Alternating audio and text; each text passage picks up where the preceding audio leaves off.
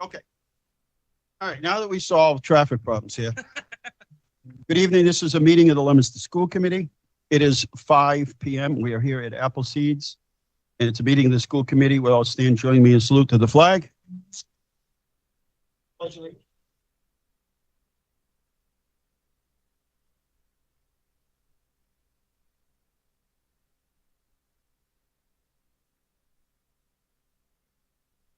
All right, we'll open up the public forum session of the meeting. Would anyone like to address the committee? If so, just come forward. Your name for the record, please. Once again, in case you're trying to get through the crowds, I'll give you another minute. One last time. If not, we'll close this portion of the meeting. Tracy. By the way, Tracy, you've done an outstanding job. I'd like to thank you. Thank you. In the event that we leave here in chaos tonight and all run off to do what was due to finish the day, I'd just like to thank you. You kept us focused, and with myself and a few other members, that's very helpful. I'm not going to speak for anybody, but for me, it's very helpful.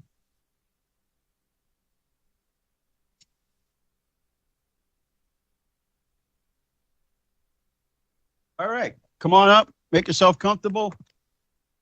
Adjust the chair wherever you want. You can stand, you can, whatever makes you comfortable.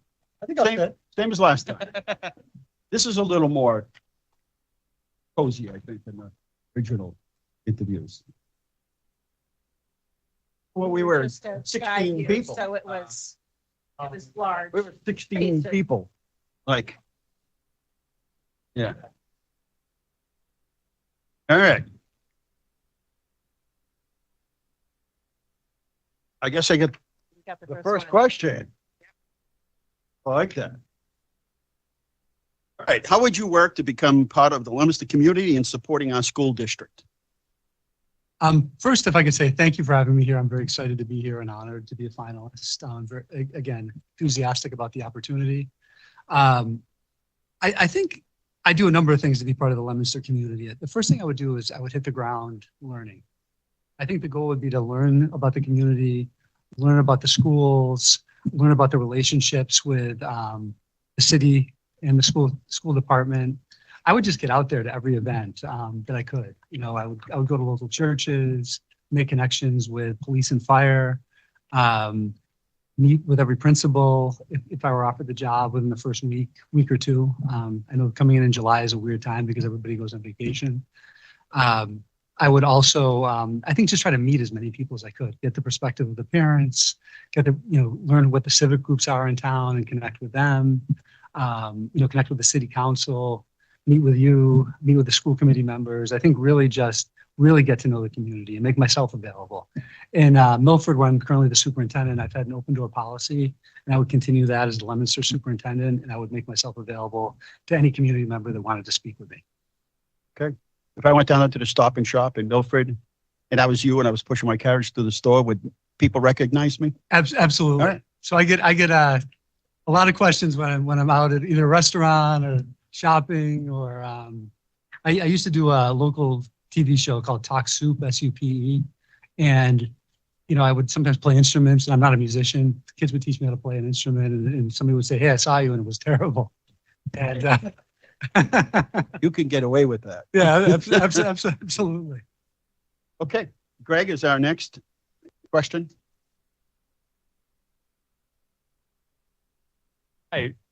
How would you approach the district's desire to improve and maintain high academic achievement? How would you sustain access to advanced coursework? Yeah, I think when I visited the district, I was able to get to, I think, nearly every school. And I think a lot of what's happening in Leominster are things we're doing in Milford. We just adopted illustrative mathematics, so I'm very familiar with that program. You have an early college pathway, and we're very engaged with the early college programming, so I think that's critically important. One of my goals is always to make sure, let me answer the second part first, and I'll talk about the first part a little bit more, is to make sure that every student, if they so desire, have access to the highest level courses. So whether it's advanced placement, early college courses, I know you do Project Lead the Way, Pathways, in the schools. But I think making that access available and the ability for students that they don't get like put on a particular track, they have an opportunity to kind of, move up and take the most rigorous coursework that they can. In terms of improving and maintaining high academic achievement, I think what I would do again, I think it goes back to the first question about just learning what's happening, learning what's going well, finding out where some of the challenges are, and in working with the administration, working with the central office team, and kind of building on the plans that are already in place. I think the goal isn't to come in and say, we're going to do it the McIntyre way.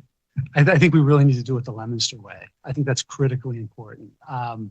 The other thing I think that's equally important, and was impressive when I was here, is I had lunch in this room, and unfortunately it was on a Monday when the Appleseeds was closed. We had pizza, it was good pizza, but the next day I think it was fried chicken and waffles, which sounded fantastic. Timing is everything. It is. You couldn't have scheduled me on a Tuesday. But I think the career and technical education program's here for now. And it sounds like the demand, from what I could tell by talking to the administrators of the program here, there's more demand for the seats than there are seats there.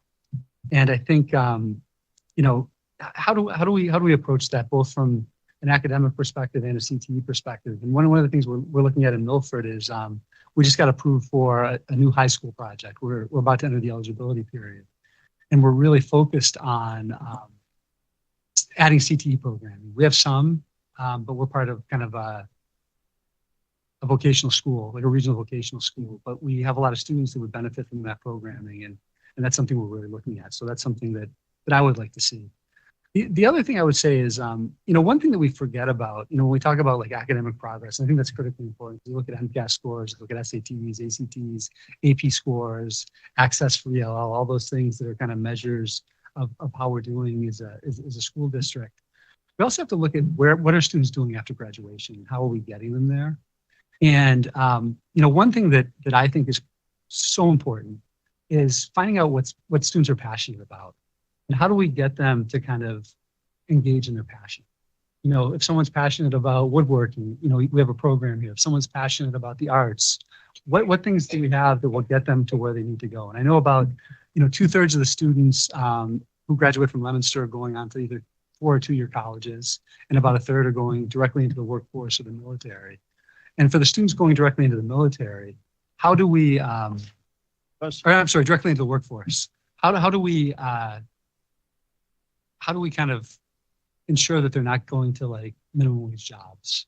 How are we ensuring that they're doing something that's got long-term potential, that leads to like a lucrative career? And the students that are heading to college, what are we doing to support them through that process? What are we doing to make sure that they're making an informed choice, the right choice?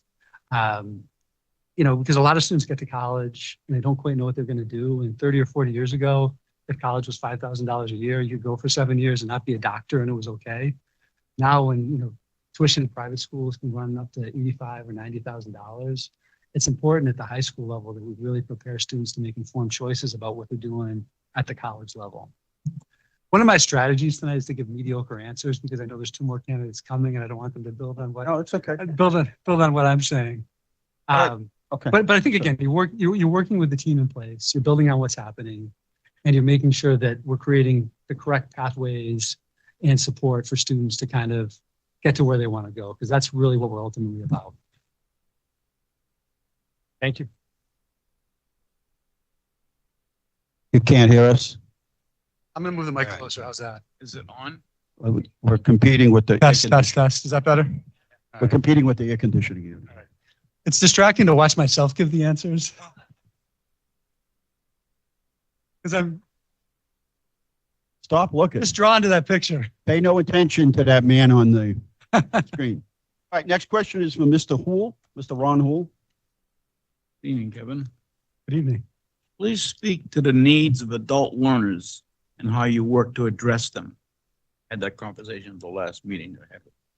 Are you talking about like the faculty and staff, or are you talking about adult learners in the community? I'm talking about the students who've already graduated and they've been out there and they find out there is no there there. Then they come back Okay. and they have to reinvent themselves against their will. I'm a living example of that. And you were talking about all these courses and whatnot, but the thing of it is, are the courses directed towards adults 20, 30, 40, 50 years old who have to reinvent themselves? Any kind of service that, yes, it attracts them, it makes them a functional part of society. What would you do? How could you do it? How would you change certain things that are not done?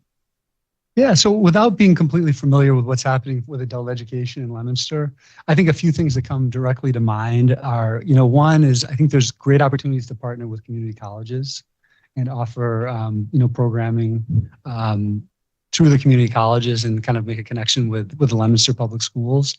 I think two, I think there's potentially an opportunity to do some CTE programming in the evening here. And I know there's a number of the regional vocational schools that offer I think they call it for us, it's BVT after dark. And it's providing training programs for adults, just as you're speaking to do, if they have a passion for a particular trade or they think they might have an interest in a trade, or almost doing the exploratory that happens here in ninth grade where they can look at a few things and maybe make some informed decisions. I think the third thing I would do is try to survey the community and get a sense of what the needs are, because I don't necessarily come in with all the answers, and I think it's critically important to be able to say, what does the community want and how can we potentially provide that service? And it could be career counseling, it could be connections to training programs, it could be a lot of different things. And I don't think one thing is going to meet everybody's needs. So I think you have to do multiple things, just like during the regular school day, because there's a variety of interests. Did you have an adult ed at your schools? We do. I wouldn't say it's more so career focused. We have a pretty well developed partnership with the Framingham Public Schools where we provide adult ESL that's pretty well developed. And we'll have some programs that say are you interested in, say, becoming an accountant? Are you interested in, but we don't have the adult degree programs or that type of thing. Mm-hmm. All right, Ron. All right, next question is Mr. Salperla. Good evening. Bear with me with this question. So special education is a particular challenge because of the complexity of rules, service needs, and student and parent concerns. When you assess the effectiveness of your special education programs, what are some of the criteria you use? So I think special education has become, even more complex in the last 5 years. And my sense is that based on the conversations I've had, Leominster's a lot like Milford, where we're seeing an increase in mental health needs. We're seeing a lot more depression, a lot more anxiety.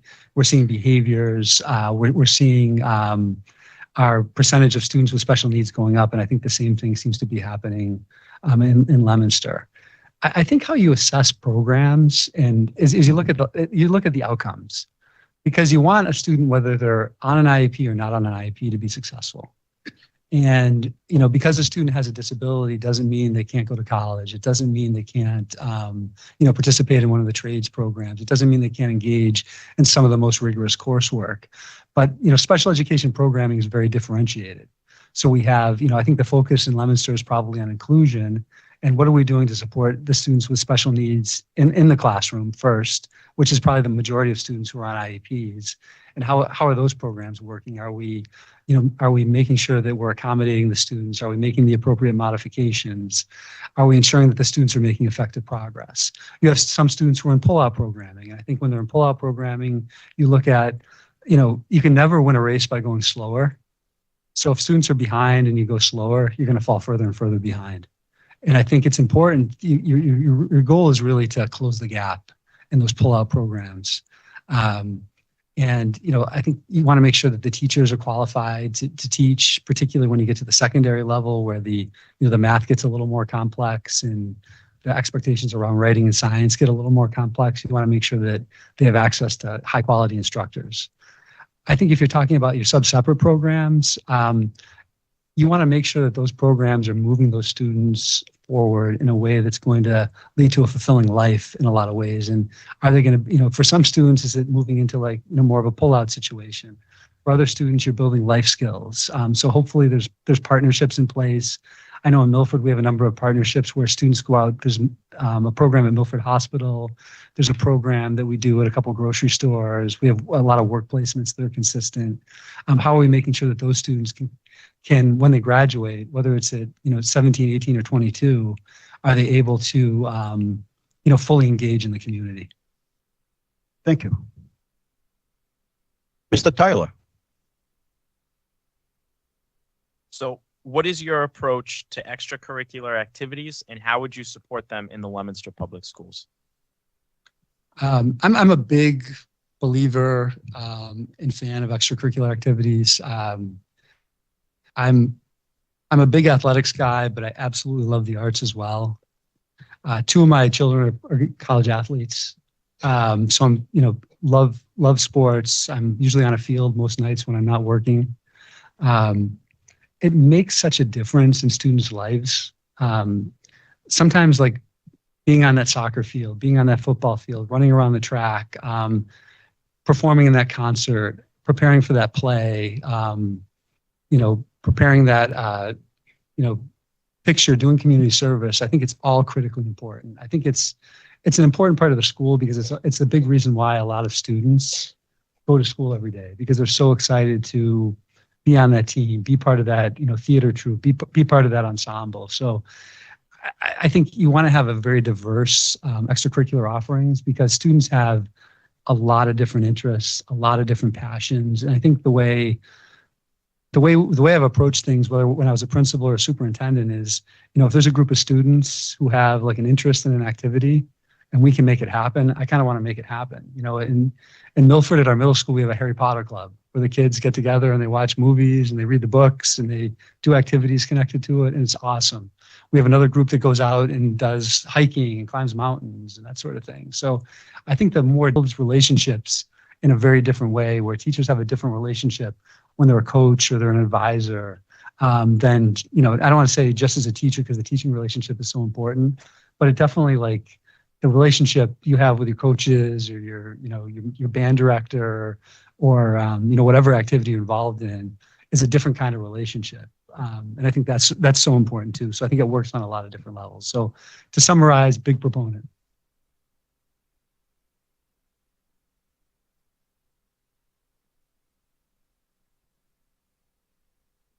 Okay, this is working because oftentimes like, okay, Can hear you fine.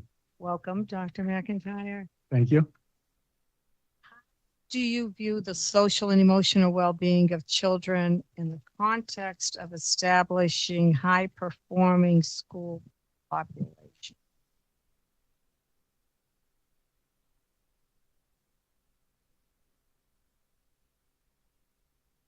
Okay, so I think students are under more pressure than they've ever been. It's very like the most selective schools. I think the students that are like trying to get into the most selective colleges and universities, so much more difficult today than it was 10, 15, 20 years ago. And I think students feel that pressure to get that perfect SAT score, or get that 5 on the AP exam, or get straight A's. And I think sometimes as educators we need to take a step back and say, how can we reduce the pressure on these students, and how can we provide more support than just putting a target there for them to reach to, because we're seeing like a lot of our high performers really struggling with, I think, anxiety around the college admission process, the amount of homework and making sure the homework is perfect so you get that, you get that A in that class, because if you don't get that A, you're not getting into, Dartmouth or Duke or, whatever the college or university is. I think it requires a little bit of a different support, because I think you can say like, hey, we can do whatever we can to release the pressure. And a lot of the pressure for these students, I'm going to try to get a little closer. A lot of the pressure for these students is internal. And I think if we can reduce some of the external pressure, I think it can reduce some of the internal pressure that the students are feeling and facing. I've seen, so many students have, breakdowns around, exam time or around college admission, like acceptance day, or when they're trying to put college applications together. And And again, I think you need to provide that support. You also need to kind of say that it's okay if you don't get into an Ivy League school or an SCAC or, a place like University of Chicago. I think there's a lot of great colleges and universities out there, and it's not the end if you don't get into your top choice, your top 3 choices, or sometimes your top 5 choices. And I always advise, students, and I worked as a college placement director or college guidance director many years ago.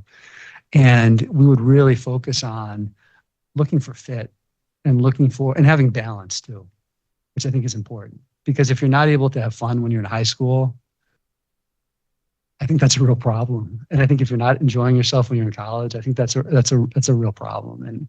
And I think there's ways to kind of get students to realize that sometimes having a little bit of balance is important. And, whether it's, participating in an extracurricular activity, whether it's getting a little additional support from a guidance counselor, whether it's having a meeting with a family and just saying like, this is where you're at. This is the reality. It's okay if, you get that A-. It's okay if you get like a 1400 on the SAT. It's not going to be something that's going to ruin your life forever. And I think a lot of students don't have that foresight or experience to realize that, there's a lot of great colleges out there. There's a lot of great universities. There's tons of opportunities. And, you want to hyper focus on one thing or 2 things. You want to be able to kind of say, this is kind of what I want to do. What are some places that are going to get me there? Or what is a pathway that's going to get me there? So I'm a big believer in trying to lower the pressure rather than increase the pressure, because I think we're killing our highest performers in a lot of cases. Thank you. Thank you. Melissa? Welcome back. Multicultural experiences are much more than just race, language, or place of origin. What experiences do you have that relate to multicultural experiences, especially when some cultures are different than your own? And how do these experiences affect the way that you work? So I'm a big believer in that you have to, respect everybody, and you have to meet people kind of where they are. And I think, Leominster, and I hate to keep comparing, but Milford's been my frame of reference for the last 11 years, is very diverse. We're I think 50.2% of our families speak a language other than English as the primary language in the home. We have multilingual learners percentage of about 32 or 33%. And this has increased dramatically in the past, 11 years since I've been in Milford. And what we try to do, or what I've tried to do, is be welcoming, be supportive, listen, be open, and be responsive. And, I've tried to make connections with, different groups and communities. 2 of the biggest groups in Milford is a Brazilian community and an Ecuadorian community. And some of the things I've done is we've done outreach to the churches. We built a multilingual parent group that's actually starting to really take off. We're teaching courses in different languages at the high school level. We're teaching a few courses in Spanish, a few courses in Portuguese.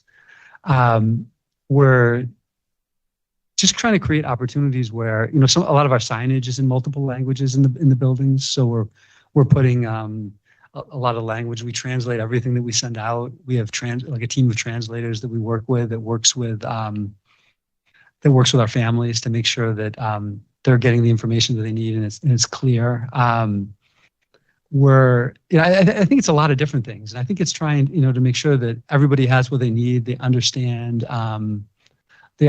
like what some of the expectations are too. We have a lot of families that come to us where the students haven't been in a school for a really long time. And it takes a year or so to really kind of get acculturated to the school experience. And we try to do the best we can there as well. And, this is what this is what it means to do homework. This is what you need to do to, progress to the next grade level. These are expectations around attendance. And I think, even down to our cafeteria, we've offered, different, that we've shifted the menu. We were offering a lot of different things on the menu that we didn't offer, 5 or 10 years ago. We have, taco bars and wraps and, beans and rice and different things that appeal to different cultural groups in the community that, we didn't have in the past. And our food services director is fantastic. She's an an Italian woman who used to, they have a little shop in town and they used to do catering for the Red Sox and, very traditional menu and with a lot of Italian food, which is great. But they've been able to make adjustments to the menus too. So I think it's approaching it from a lot of different, angles. You're going to have some conflicts and misunderstandings. And I think, the important thing is to give grace, to work through those issues and to, and again, to really listen, try to understand and try to get better. I think that's really what you try to do. At the end of the day, you want everybody to feel welcome. You want everybody to feel like they belong, and you want to feel everybody feel like they're part of the school community. And I think that happens in a lot of different ways. And I don't know if that fully answers the question or you get a sense, but I think you have to be open to making adjustments to practice. Thank you, Melissa. Thank you. Next question is Jen. Jen? Welcome. Leominster has 3 high schools operating under one roof. How would you support and sustain the work at each to serve all students in the district? I think it's just making sure that the 3 programs are kind of working together. And it sounds like, just based on my conversations when I was here, that's kind of happening. We have a preschool and a high school together, which is interesting. We have the kids at the beginning and kind of the end of their academic careers, and the preschool director and the high school director regularly work together. I would encourage the 3 principals or directors to meet regularly. I think communication is key. It's so important for the 3 programs to communicate. So you don't take the auditorium on a day when another program does those kinds of things. I think it's collaboration. I mean, they're all Leominster students. They're all our students, and I think you're trying to make it work the best for all those students that are there, and just creating opportunities for, the administrators and the staff to kind of work together. So there's, no misunderstandings, no challenges. I don't think it's that difficult to do, to be honest with you, or it shouldn't be. And I think, it's something that if there is an issue there, I would, definitely work with the folks to make sure that, we're able to work collaboratively together. We had an issue in Milford where, we have an interesting grade configuration. We have K2 that are 2 separate schools of about 500 students each, and then 3 through 12, everybody's together. And the experiences were a little different. This is much better because it just went black for a second. It was, it's better than the back because it went I thought I just had a bald spot, but it's really bald back there. But no, it won't hurt you. Yeah, so me. I like this view a lot better. I never look. Yeah. Yeah, so I like the front. The front view's a better look.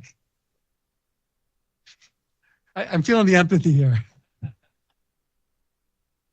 But one of the things we did was the experiences were very different in the K2s, the 2 different K2s, and it just happened over time. Like they just kind of diverged. And so one of the things we did is we said, hey, let's start converging our programming. And I think the schools can be a little unique, and I think that's okay. But the principals met regularly, and then we included our 3 through 5 principal, which also helped with transitions. So, the principals met on a weekly basis. I joined for a little while, then I stepped back because they really didn't need me there. They probably didn't need me there from the start. I just said, hey, we got to start meeting and, kind of bringing this together. But I think those are the types of things you have to do, is to just get people in the room together talking. And a lot of times, if people don't talk, they assume sometimes the worst. And my approach is always assume the best intentions from the other person. That's where I start. Sometimes that's not where I finish, but that's where I try to start. And I think I do that at the high school level. If there was communication issues, and I'm not saying there are, but I'm just saying that's how I would approach it. Okay, Josh.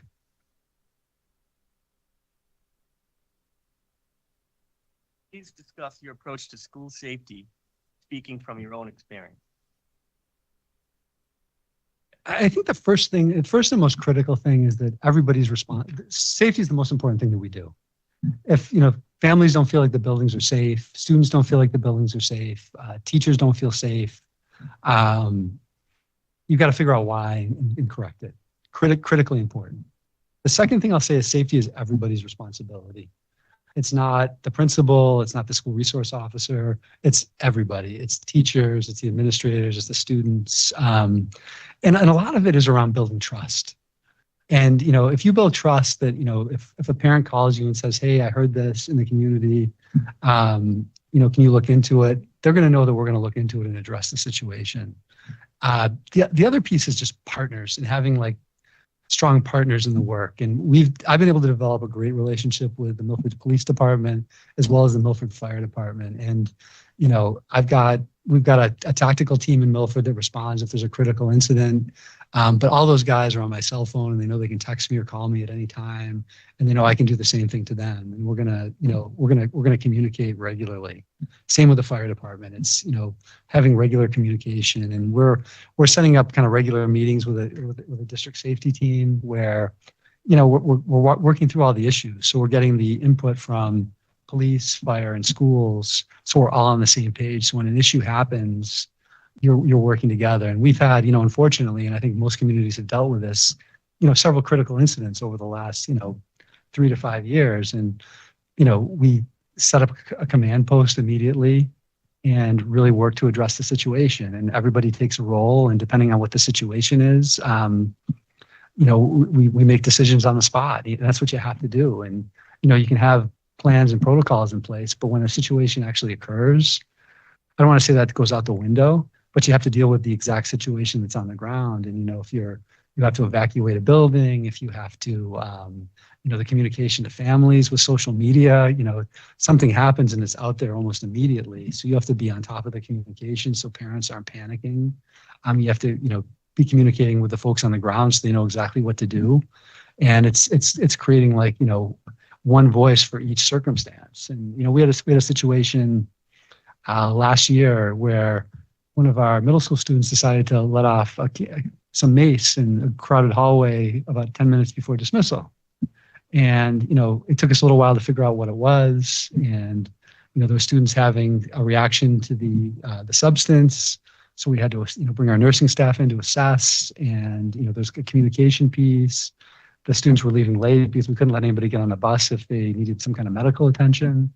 But it was just coordinated communication, working together. And that's how we, you know, approach everything. We had a swatting call within the last year. And that's, if people don't know what a swatting call is, it's when somebody calls in like there's an active shooter on site when there isn't. And, you know, we have to respond like there is. And, you know, we did the same thing. You know, we had the police and the tactical team approached. We communicated to the students and the families, and, you know, addressed it. And, you know, we take everything very seriously, and you have to, because, you know, you if you have a newspaper or a phone, you see the stuff that's happening around the world, and you want to make sure the students are safe and the staff is safe and parents are informed when an issue happens. All those things need to happen. And I think it's relationships, it's building trust, and it's also just keeping those lines of communication open. And I think if one of those things break down, you have problems. And there's some places where, you know, schools and police don't work together, or schools and fire don't work together, or, you know, nobody works together. It's like, you know, there was the Red Sox in the 70s, 21 players, 21 cabs kind of a situation. And that's absolutely what you don't want. And you want to be able to, you know, have productive disagreements with people, because that's how process and, you know, relationships improve. And you want to have those relationships where you can have a little bit of a conflict, but, you know, walk out hand in hand right afterwards. I think all that's important, but safety is the most important thing. I take it very seriously. You know, we've had some unsafe situations in my 10 years in the Milford Public Schools. I think anybody who's working in public education who says they haven't is lying to you. But you address it, you know, and you know, even smaller things. I work directly with the principals. They call me when there's a situation. We talk it through and we work it through. And, you know, we bring the correct resources to bear depending on what the particular circumstance is. And that's how you resolve this stuff. It's collaborative, and it's making that the priority. So whatever I'm doing, if there's a safety issue, like if I got a call right now, I'd say, excuse me, I've got to take this, because it's the most important thing. Okay. So this is a little bit like my question from the initial. So I'm going to paraphrase. I'm going to change it around a little bit. I think we all know that you know the technical and the legal language of the duties and responsibilities of the superintendent and the school committee. But I just want to give an opportunity to expand a little bit on your personal relationship with school committee members. I know we know the legal part, but Yeah. I don't think I asked the other part, which is, well, so how do you really get along? You know, how do you really interact with the school committee? Yeah, I think it's very similar. It's, I think just being completely like an open door. Like right before I walked in here, a school committee member had a question. They texted me and said, "Hey, do you have 5 minutes?" I said, "Absolutely." It was a very small thing, but I just, responded to them. And if I were to be afforded the opportunity to come and be the superintendent in Leominster, I would take the same approach. Just the best way to reach me is always via text. I'm happy to answer a question. I try to be as transparent as possible. If people have a question on what's happening in a particular place or what's going on in this particular school, I'm more than happy to have that conversation. I also understand, go back to the legal piece that, there's one committee that kind of speaks to me as like a general supervisor, but there's also, I think, those important relationships that need to happen. And, you need to have those conversations. You need to have the ability to say like, "Hey, I'm concerned about what's happening with the Fallbrook building project. Can I come in and have a quick conversation with you?" Or, "Hey, I'm concerned about how, we're doing admissions in the CTE programs. Can I have a conversation?" I think all that is good. And I think it's important. So I think I try to be available, open, almost till fault, I think, to some degree. But I think it's important to be accessible because, you ultimately are the elected officials that are responsible to the community. And I'm kind of the conduit to the school system. And, what I try to do too, just in terms of communication, is if there's an issue that's happening in real time, I try to send a text immediately. If it's something that's not an emergency, but I think you need to know about collectively, I'll send an email to everybody. It's kind of how just how I operate.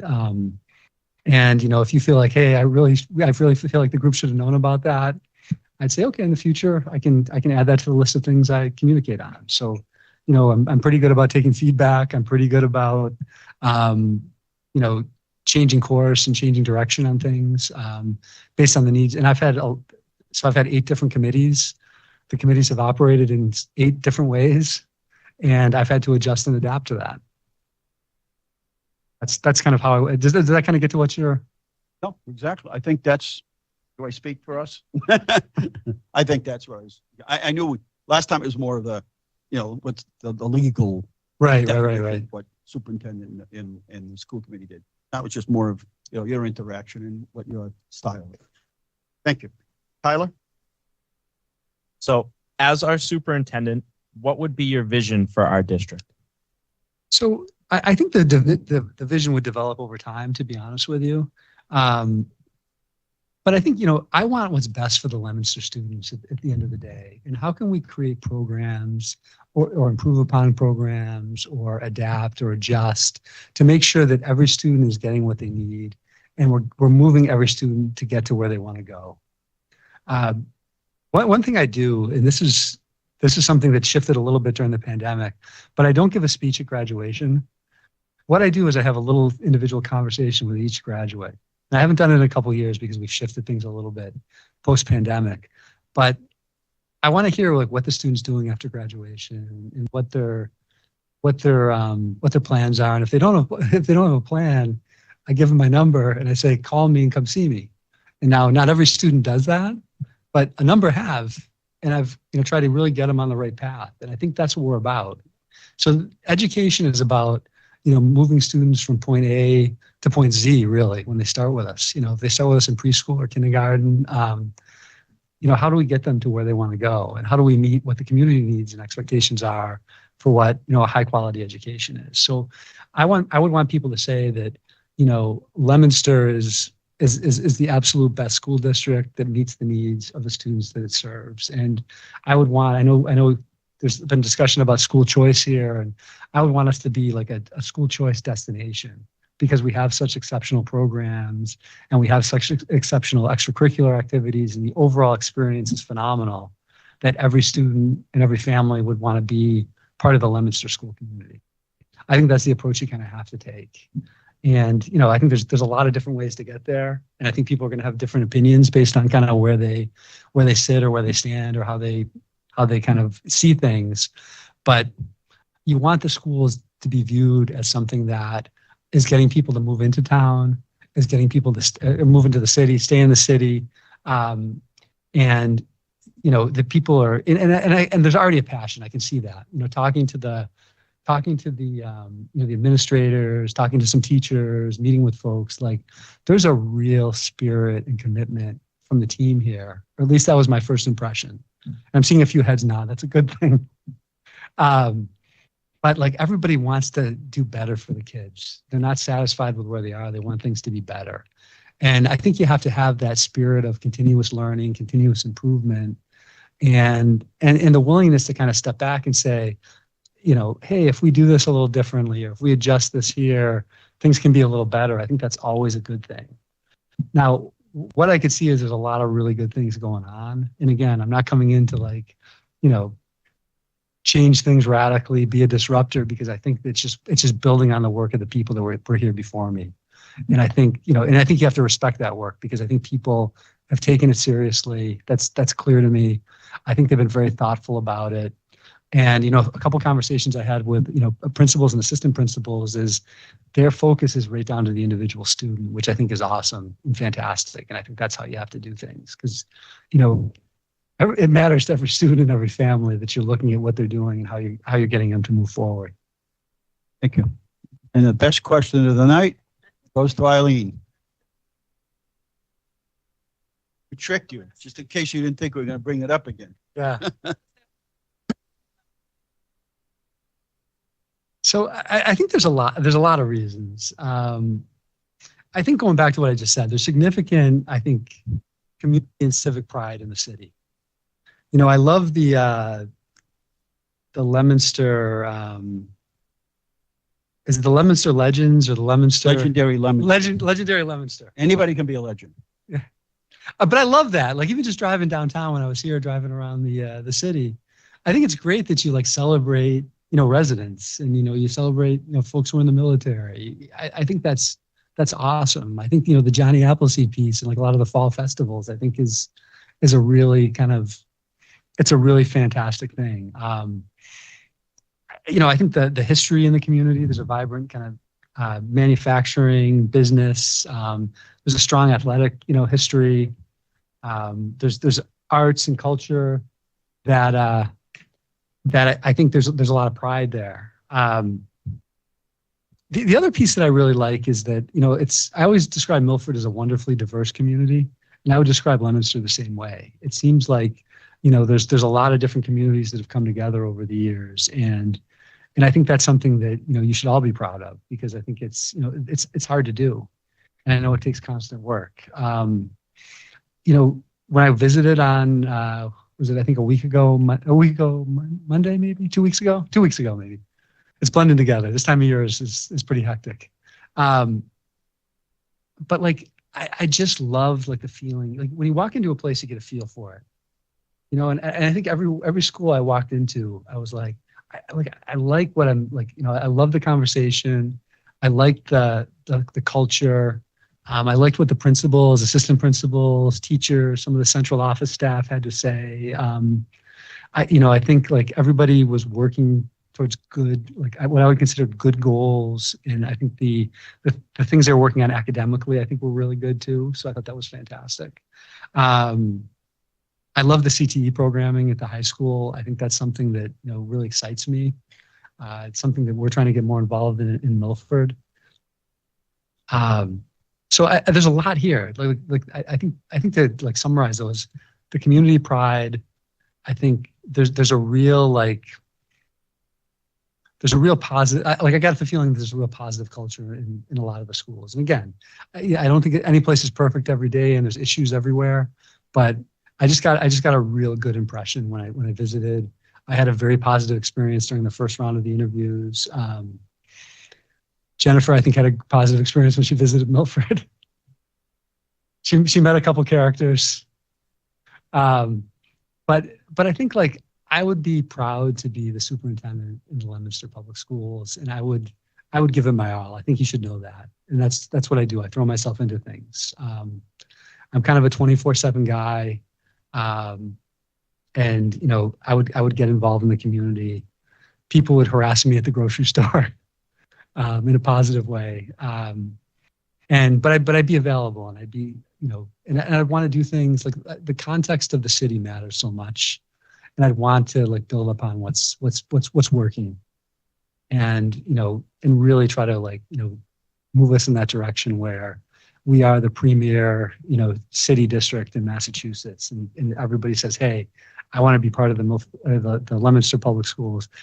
I'm going to default to Milford sometimes because I've been there for 11 years, so you'll have to pardon me for that. But that's I think that's why Leominster. I think I'm excited about it. Other than asking us when we're going to make a decision, that's all. When I always ask everybody, do you have any questions? They're like, yeah, when are you going to make a decision? We don't know. It sounds like tonight, right? Is that Could be tonight. It could Okay. be tonight. But Well, I think do you want to ask it? You want to ask a question? We have a question there if you want it, unless you want to wait for the next round. It's okay. You all set?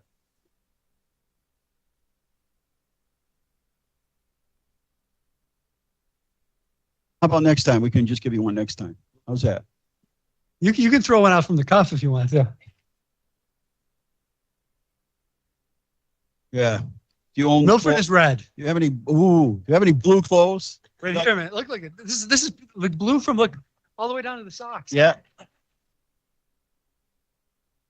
Milford Scarlet Hawks. Scarlet Hawks. Any questions for us? Yeah, I mean, I think I would say I'll ask 3 questions. And I don't know how much time we have.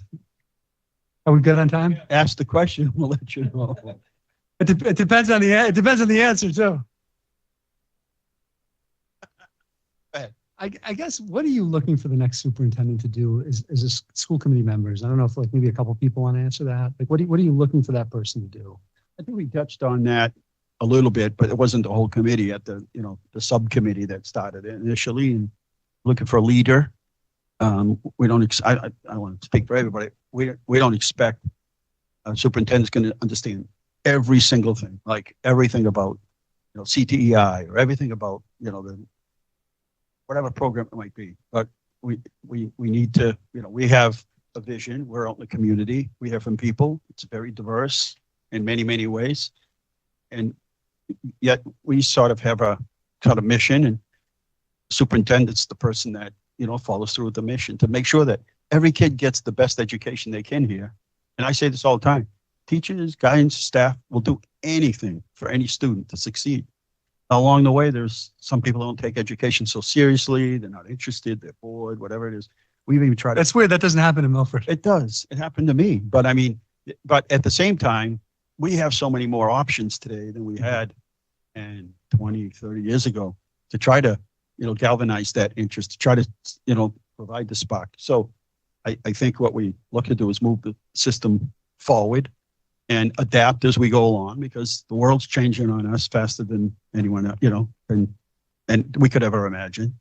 We'd all talk about stories about when I was young, but man, this young thing is moving quick. I mean, it just is. Technology is just. It shifts every 18 months. Yeah, but it's 18 months is now 18 days. I mean, things change fast. Yeah. And so, we want somebody that can lead us and be part of the community and recognizable in the community and build support on the outside. I mean, we're going to have to build a new school, and it's you take every project that we've ever done in the city, add them all up, it still doesn't. It just about comes close to what it's going to cost us to build the next school. Right. We need the support of the community. Superintendent is, that person that's out there with us, making making the case, right? Yes, I would add to it that we need, a leader like Dean said, but somebody who is able to make decisions when needed, hold people accountable, but also to celebrate all of our successes, to be visible in the community, to, help every child achieve their optimal level of success, whatever that may be for that child. But to really, be part of the community, not only the school community, but, our greater community. And, really to partner with the school committee, with the parents, with our stakeholders, obviously with our teachers and students and other, staff in the building, and really, challenge everybody to do the best that they can do, and provide the support in order for them to do that. And that's not always, easy. To come together in crisis, but also to come together and tout our successes and celebrate, all those things that make us Leominster. So what I would add, I don't know what other people would add. Well, we're going to be running out of time. Is anything anybody want to jump in? Go ahead. I would just add to both of those comments were exactly what I would say. Important to me, and I would imagine others, if we're just looking for someone to champion efforts behind every student, every person who walks in any classroom that we see. Someone that takes consideration from the day they start from a pre-K program to graduation day. To really take that to heart. I think I explained in the past, and maybe Melissa can even identify with this and some of the other members. At one point, if somebody was renting an apartment, it was when the days of the newspaper, you had an ad in the paper. If they found it, you would just put a phone number. When they found out where it was, they'd say, "I'm sorry, I don't want my kid going to the school district." Right. And I can actually say I haven't heard a person buy a house, get an apartment, live in a district, say that about any of our schools. This group and other committees have worked real hard to make sure there's equity within our schools, no matter where you go. That's right down to the finite details. And working with the superintendent and the staff, there's some people just fine with it, saying, well, it's too bad. My kid goes over here, so too bad. But I think we can honestly say that. And Sandra, you were around, right? Taught here for 30 years. Oh, wow. And I have a huge investment here. Both of my children graduated from Leominster High. They're both doing well.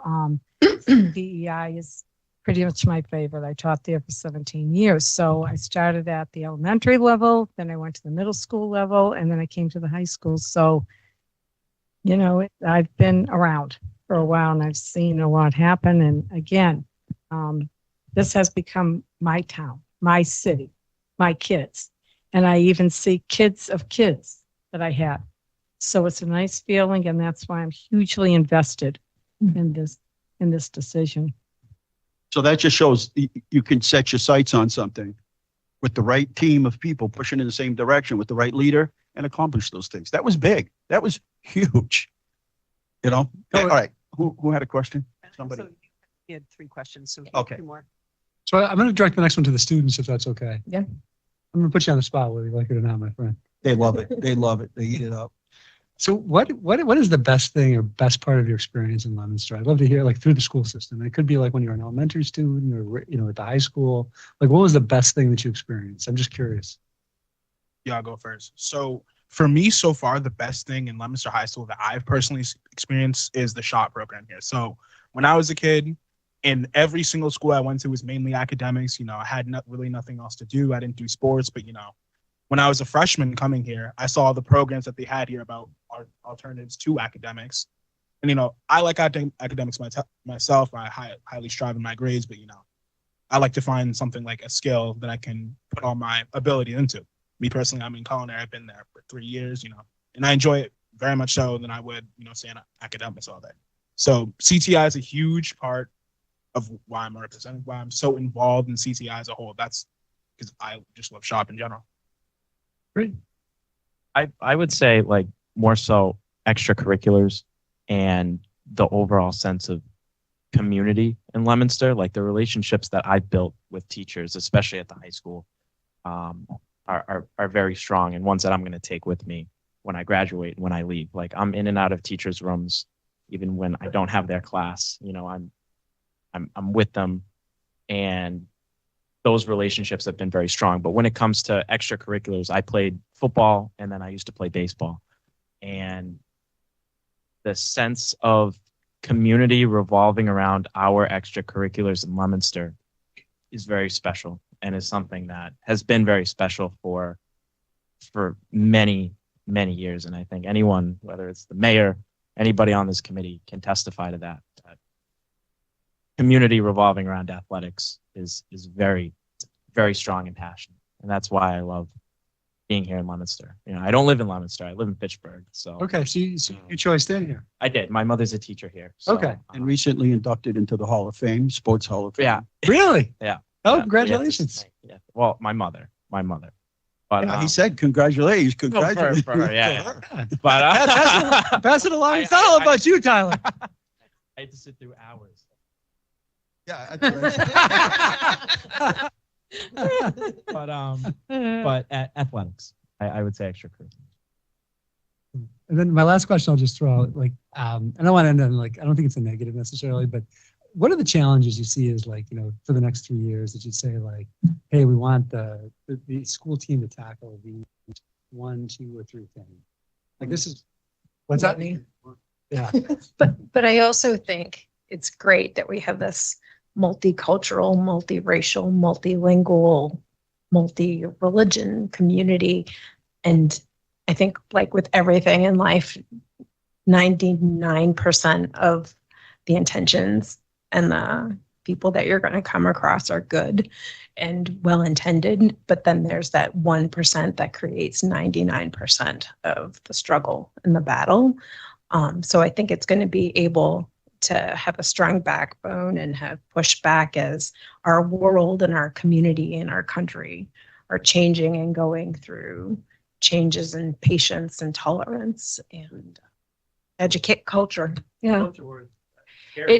Yeah, very, very true. It's great that we have a very diverse community, but sometimes those diversities don't always get along. Diversity of opinions too. Yes. I say money only because there are a number of school systems this year that are financially in trouble, and they can have all the vision in the world, but now they're going to have to make the best of what they have. Right. And I think that's always the issue, is always making, no matter what the budget is or what grant we get, is always making the most of what we have. Because sometimes there's, nothing that you can do about it. So you have to do what's best. But I think it's just adaptability is there are so many more occupations and so many careers. Like you said, he was always interested in academics, but he knew he wanted to do something else other than that. Which I think is awesome. Yeah, and excel in that, put his other extra energy into it. And I think we've got to connect more students with more experiences and show them the different opportunities, literally show them the opportunities that are out there so they can decide themselves. Some people are very visual. You got to show them. And when they see it, they're like, yeah, that's exactly what I want to do. Well, some people know right away what they want to do, and others just aren't sure. And so the more you can expose them to things, the better chance they have. I was just going to say, also embracing change. I mean, things are constantly changing, and sometimes that's really hard for folks to do. And maybe doing something for time in a certain way. So I think that's something that not only our school system is going to have to deal with, but society as a whole. Change is hard, and things are changing quickly, as the mayor pointed out. Thank you very much. Yeah, thanks for having me. I'd be honored Okay. if you were to Thank select you. me. I think I'm going to make a recommendation to adjourn the meeting now so everybody can get Yeah.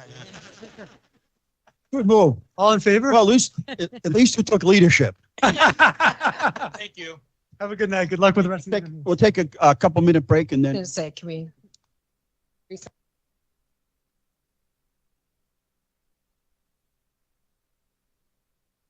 They're saying they can't get access to it. It is being aired live. Yeah, there is a link posted, the Zoom. Yep. Okay. But I'm sorry, just to be clear, Mr. Chair, you're taking a recess Yes. for how long? all right, motion to recess. Okay. In favor? Yeah. We're in recess. Minutes there. Sally responded.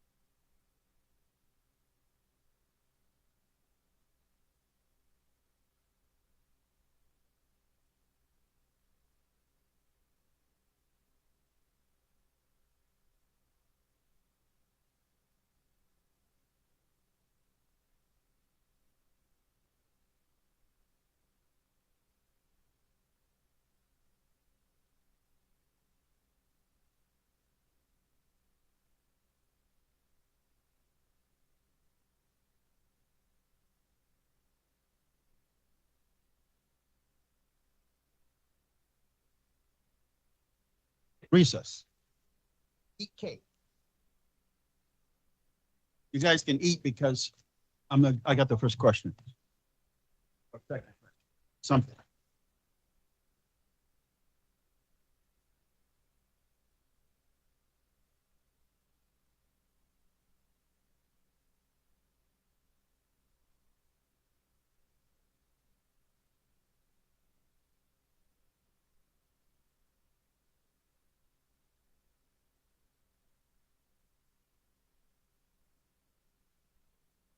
Oh, so not everybody met it. No, That's right. only you and I and Josh. Good evening. How are you? Great. How are you? So you can sit anywhere you want, just like last time. You can sit wherever you want. You can move the chair around, move the table. That makes you happy. All right.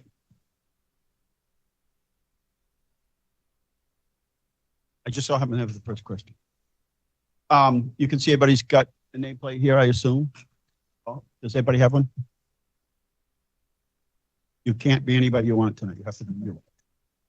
All right. First question is, how would you work to become part of the Leominster community in supporting our school district? Well, good evening, everyone. My name is Renee McCall. I am very As close as you can speak, Not you, because- it's us. It's the room. yeah. It's not you, it's me. Okay. Very happy to be here this evening. As I think about this question and coming to Leominster, I think it's really important to start with a listening tour.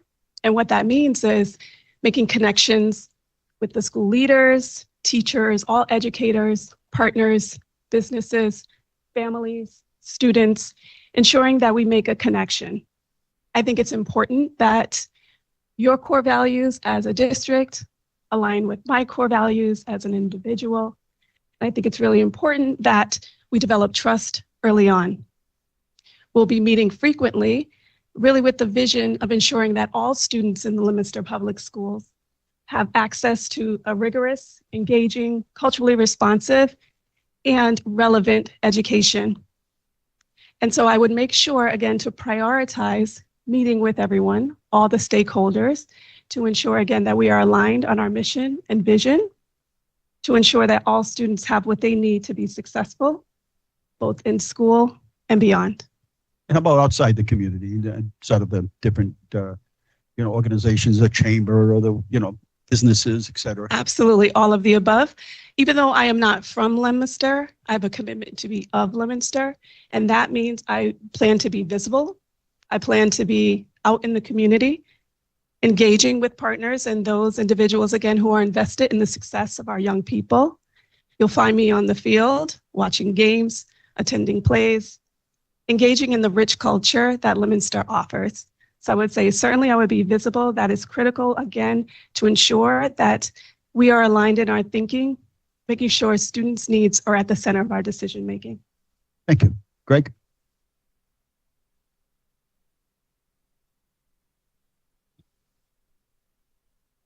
Hi.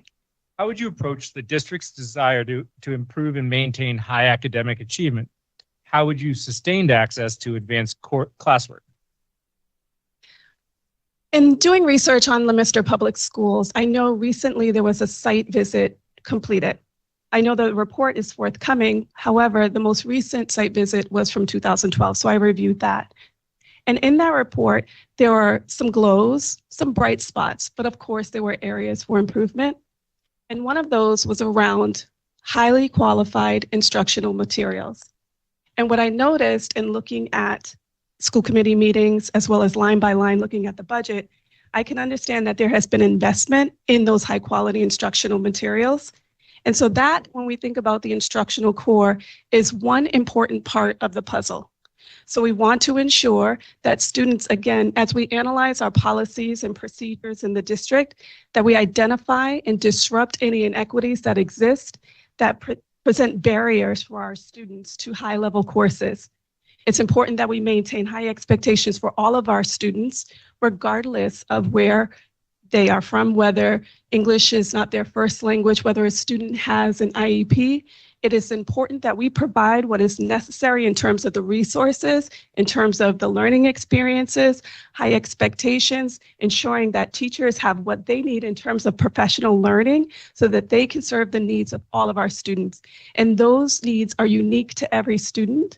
And it's important that we have relationships with them as well, that we know something personal about them and their families so that, again, we can leverage those relationships as we push those students to higher coursework and to ensure that they have what they need, both in school, again, and beyond the doors of the school. So I would ensure, again, that we look at those policy, identifying any barriers that we unintentionally are perpetuating, and so that students, again, can have the opportunity to be to have access to higher level coursework. Thank you. Thank you. Sal? Oh, Ronnie, I'm sorry. All right, I always get bypassed anyway, so what the heck? I always save you the last because you're the best. Forget you, Ron. Oh, it's okay. I mean, hang on, I'm used to it. Anyway, good evening. Renee. Good evening. Please speak to the needs of adult learners and how you work to address them. When I was a principal in Boston, one of the needs that we identified was students who were over age and undercredited. And what we found was those students were impacted by some decisions that they had to make, whether it be working after school and just not being able to make it to school on a consistent basis. And so we had to get creative to think about how we might be able to create alternative pathways for them to be able to graduate. So one of those things is to create a flexible schedule. So the schedule at the high school was probably 6.5 hours. We created an opportunity for students to come at various times throughout the day and also to have access to online coursework. They also were assigned a mentor, and that mentor checked in with them on a frequent basis to ensure that they were making progress. So I think the coaching, the mentoring, the understanding that not all students are going to be able to follow along in a traditional pathway to graduation, and that we have to be open and creative with those decisions to ensure that we're making again, that we are removing barriers and making sure that students are able to graduate and, again, be able to exceed those expectations that we have for them. But it may look a bit different than another student, and there's no one size fits all. So we want to, again, make sure that we have opportunities for them to reach those expectations in a different way.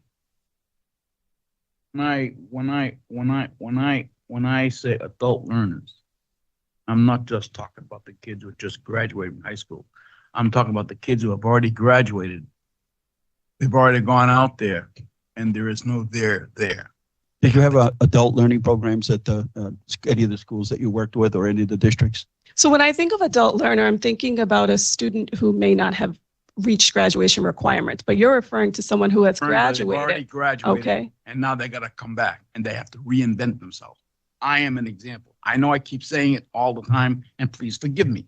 I am an example of having to reinvent myself against So, my Ron, will. do you mean like night school or classes during Whichever the way weekend? you want to Okay, dress it well, up, let her make it answer it. go. Okay. It's my mantra. Adult learning isn't just for 18, 19, 20. So what would you do as the 40-year-old, superintendent? 50-year-old, and 6-year-old? They have because they're being forced to reinvent themselves. So what would you do as the superintendent to encourage? It's lifelong learning, let's face Mhm. it, right? But you'd be the superintendent of schools. It only goes up to the 12th grade, right? But what would you do beyond that? What with your resources or the resources of the city to help with continuing education?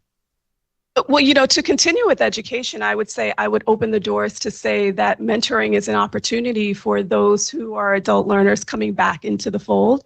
I think that you could be a living testament for those students who are in the very same position, again, who have alternate pathways to success. There is no one size fits all in that we come from a strength-based perspective. So I would leverage your experiences and to ensure that we are sharing those with the students who are coming behind you. I certainly value all that you bring to the table, and any graduate of the Leominster Public Schools will have a place here in Leominster Public Schools beyond the graduation date. We want to ensure, again, that you understand that you are a valued member of this community and this school system. You have a lot to provide for students, and so I would say for those adult learners, we welcome you with open arms. Did you have adult programs at the in Newton or Boston? Well, in Boston, I mean, what comes to mind for me is the overage undercredited program. But outside of that, we did not. I'm also thinking about, I wonder if you're also referring to programs where adults in the community could come to take English as a second language. I'm not certain if that's what you're referring to, but that could be an opportunity as well. Again, I am open to partnering with those individuals who have ideas about how we might be able to improve what is happening in the Leominster Public Schools. I am a collaborative leader. I am a creative problem solver. And if you have ideas, again, that will benefit all of our students, I'm happy to hear that and work with you to improve the outcomes for our learners. Okay, thank you. Now, Sal. Good evening. Welcome. So special education is a particular challenge because of the complexity of rules, service needs, and student and parent concerns.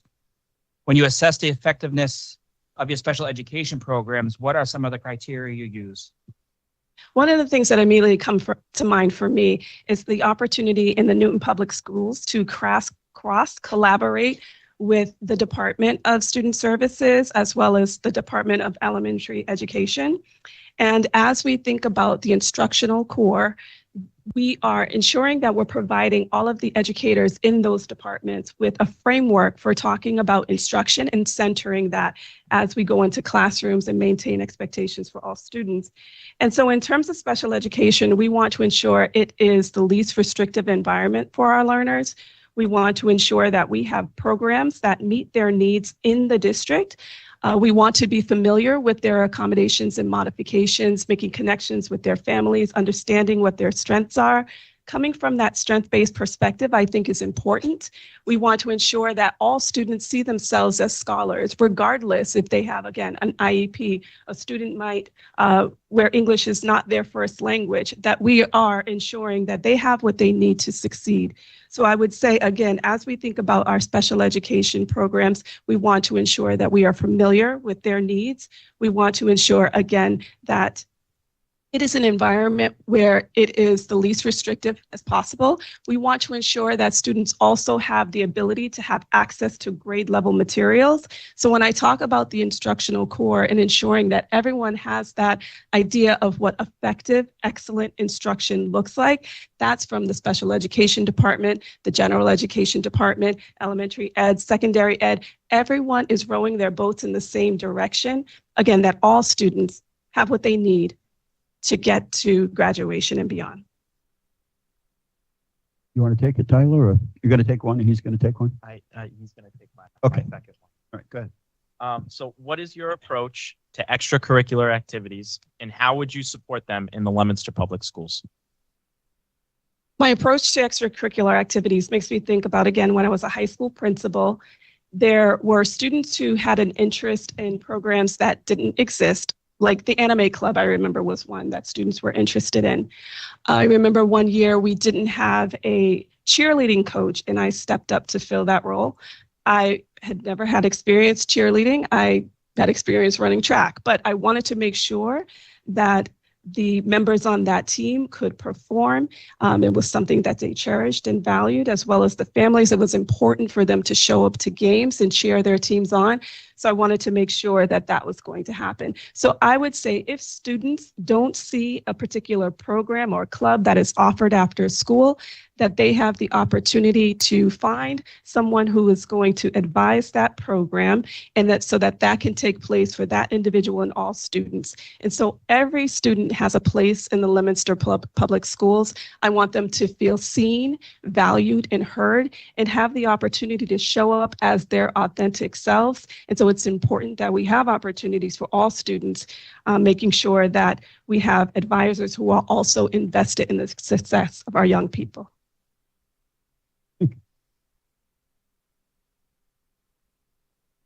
Some next. Sandra? Welcome, Dr. McCall. Thank you.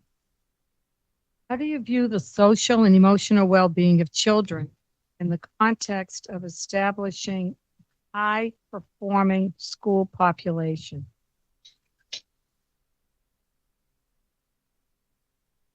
So after the pandemic, of course, we realized that social, emotional, and mental health was quite a concern for all of our students, not just some, but all.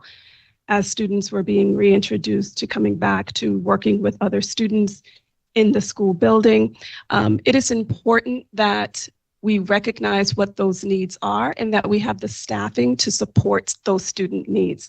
We want to ensure that we have social workers in place. We want to ensure that students have at least one person in the building that they can connect with.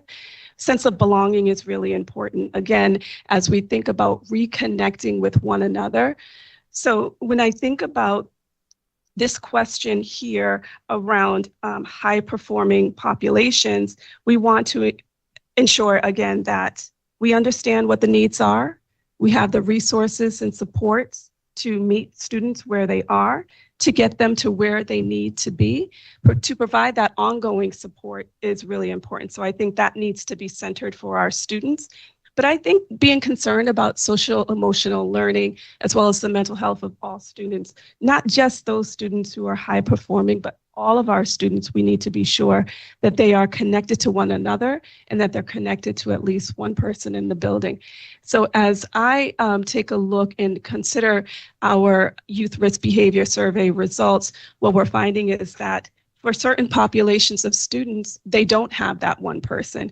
And so thinking about ways that we might be able to encourage that, helping our educators know that students need them to show up for them. If students do not feel psychologically safe, it is a challenge for them to perform academically well. So we do, again, want to ensure that we are aware of what's necessary for students to feel safe and support it. And I also think that it's important that we maintain connections with the families so that they understand that we are totally invested in the success of their young people. Thank you. Melissa? Multicultural experiences are much more than just race, language, or place of origin. What experiences do you have that relate to multicultural experiences, especially when some cultures have different values from your own? How do these experiences affect the way you work? As the Assistant Superintendent for Teaching and Learning, we always want to ensure that we get curriculum right. And there have been instances where some families believe that we did not get it fully right on some topics. And so we wanted to be sure to invite those voices to the table to better understand how we might be able to more accurately reflect that topic and content that we are covering. And so even if we don't share the same opinions on something, I think it's important that we maintain productive discourse so that I take on a learning stance and those individuals that I engage with are also taking on a learning stance so that we can work toward our vision and goal of ensuring that our students have a highly qualified learning experience on a daily basis. So we do want to make sure that families understand that they have a seat at the table, that their opinions matter. And so when I think about this one particular incident, I immediately contacted the family and asked them to come in so we can discuss.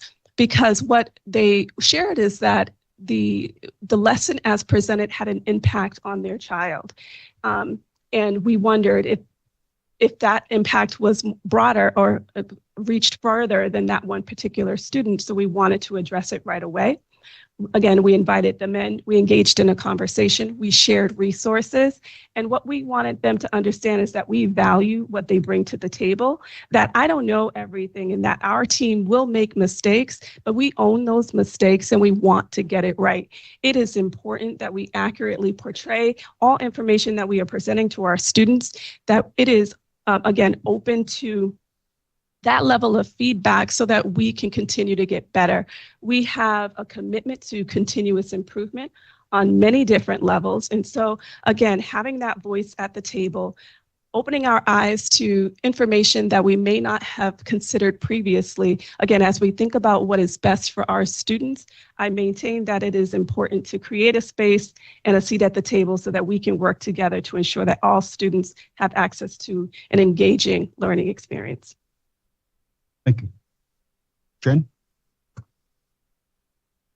Leominster has 3 high schools operating under one roof. How would you support and sustain the work of each to serve all students in the district? I talked a little bit earlier about our cross-department work in the Newton Public Schools. So as I reflect on my visit with the 3 leaders a couple of weeks ago, I think it would be important to understand what their common issues are so that we can work together to solve those problems.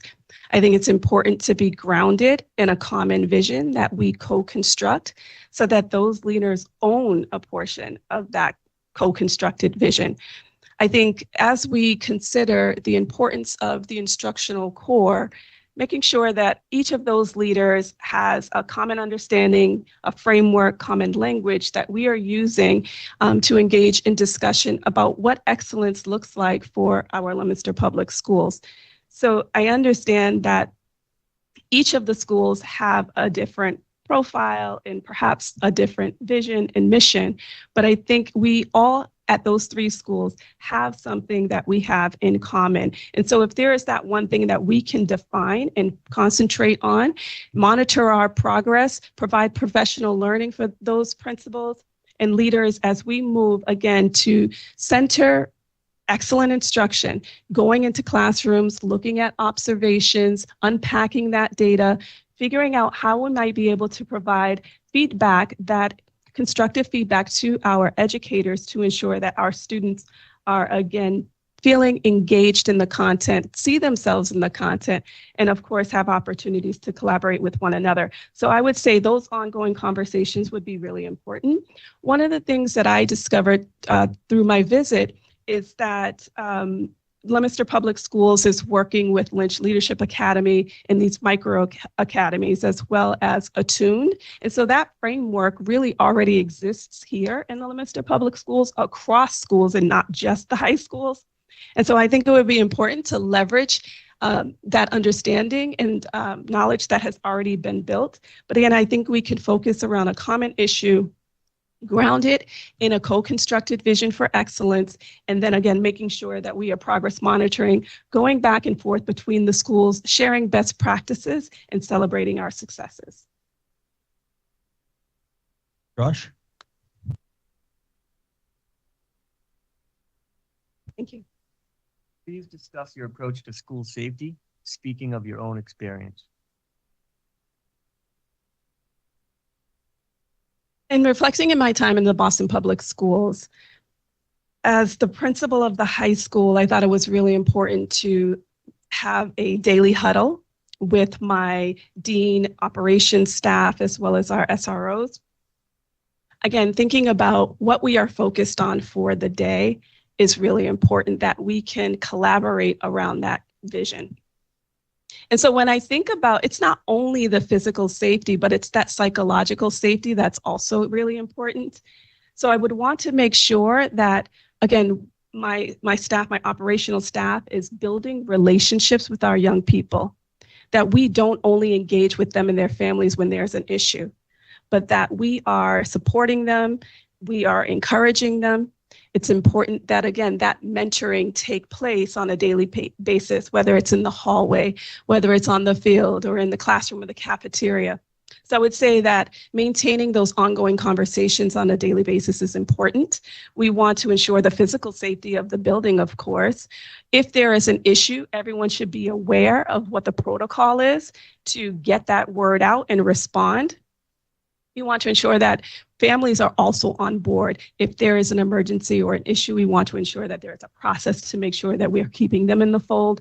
But of course, making sure that our staff is aware of it as well. So I would say that maintaining those open lines of communication during ongoing meetings makes sure that we are, again, all rowing the boats in the same direction, making sure that students feel safe, that families trust us with their students every day, and that we are maintaining open communications both with families, with our staff, and most importantly, with our operational staff.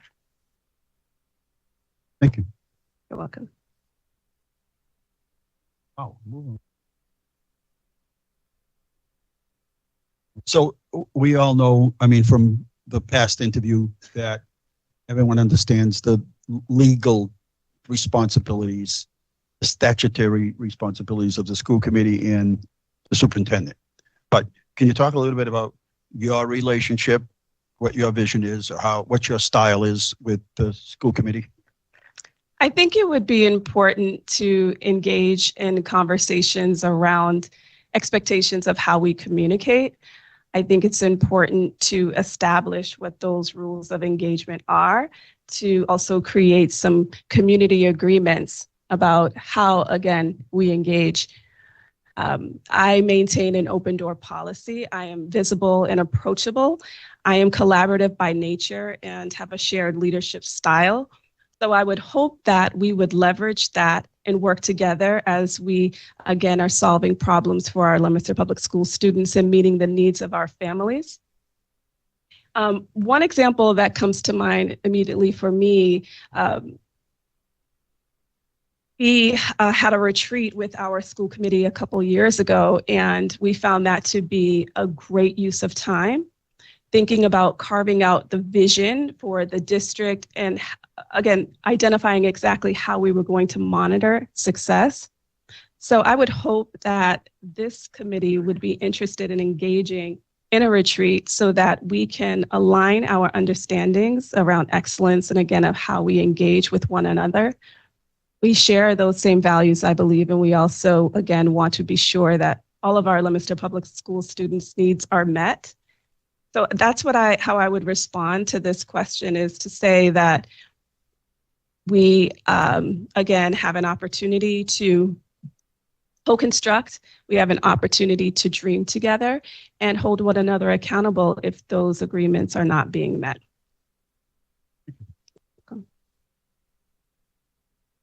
You're up. As our superintendent, what would be your vision for our district? There are a lot of bright spots in Leominster. As I think about the work that you're doing around equity, creating a committee to define exactly what equity means, outlining that in the strategic plan, elevating that in the Student Opportunity Act application that you submitted to DESE, that is really important. And so I believe that the pump is primed in order for us to get to the next phase of success for the Leominster Public Schools. I think that instruction should always be at the core. When we're thinking about what's happening in the classroom, what task is placed before students? What are the educators asking our students to do on a daily basis? I think that task analysis helps us to understand what expectations educators have of our students. Whether that be spoken or unspoken, students have an understanding of what expectations of educator may have for them. So in terms of my vision, I would say that instruction would be at the core. I would want to ensure that all educators understand what excellent instruction looks like, that is something that we create together. It is something that we hold ourselves accountable to. We go into classrooms, we discuss patterns and trends that arise. But that is the most important thing for me. Also, I think joy is important.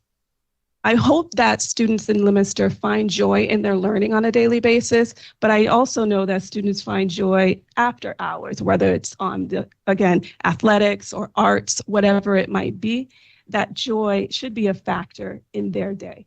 And if a student doesn't feel that level of joy, I want to be sure that we make those changes necessary in order for them, again, to feel a sense of belonging in this community. And so that's how I would respond to your question around vision. It would be guided in thinking about ways we could leverage frameworks to ensure that instruction, again, is at the core. Thank you. And now the best question of the night.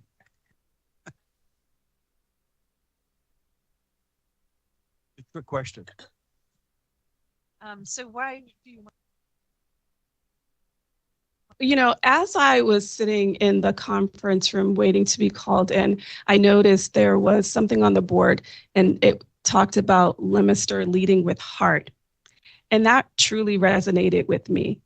So when I think about coming here today, I said that I'm not from Leominster, but I want to be of Leominster. I believe that we do in fact have shared values.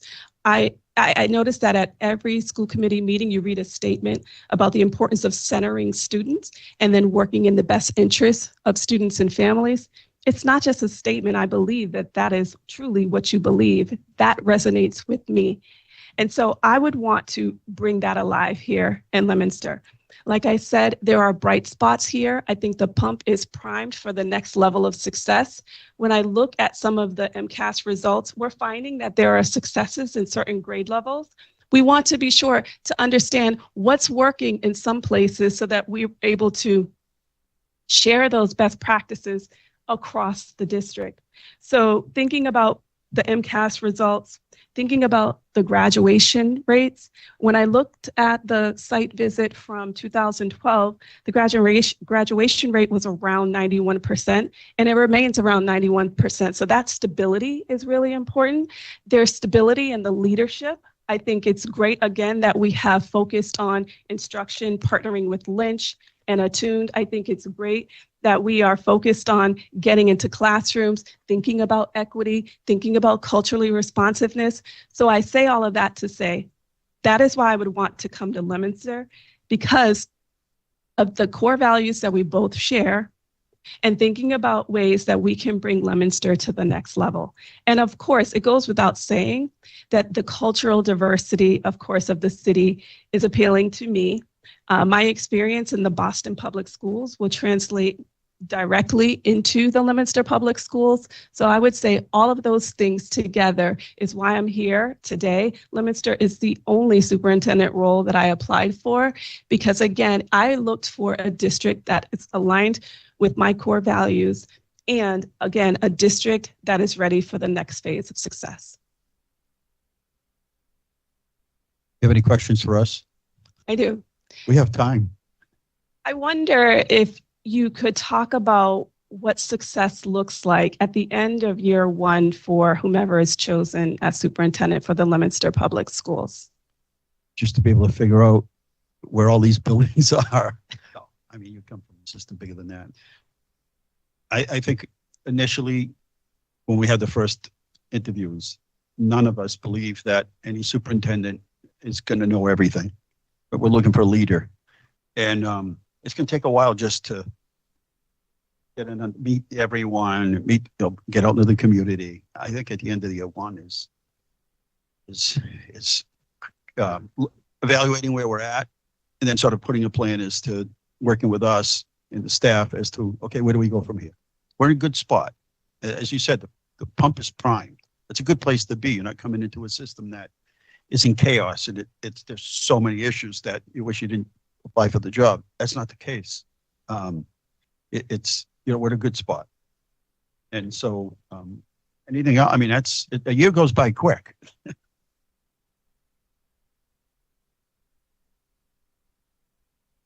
also with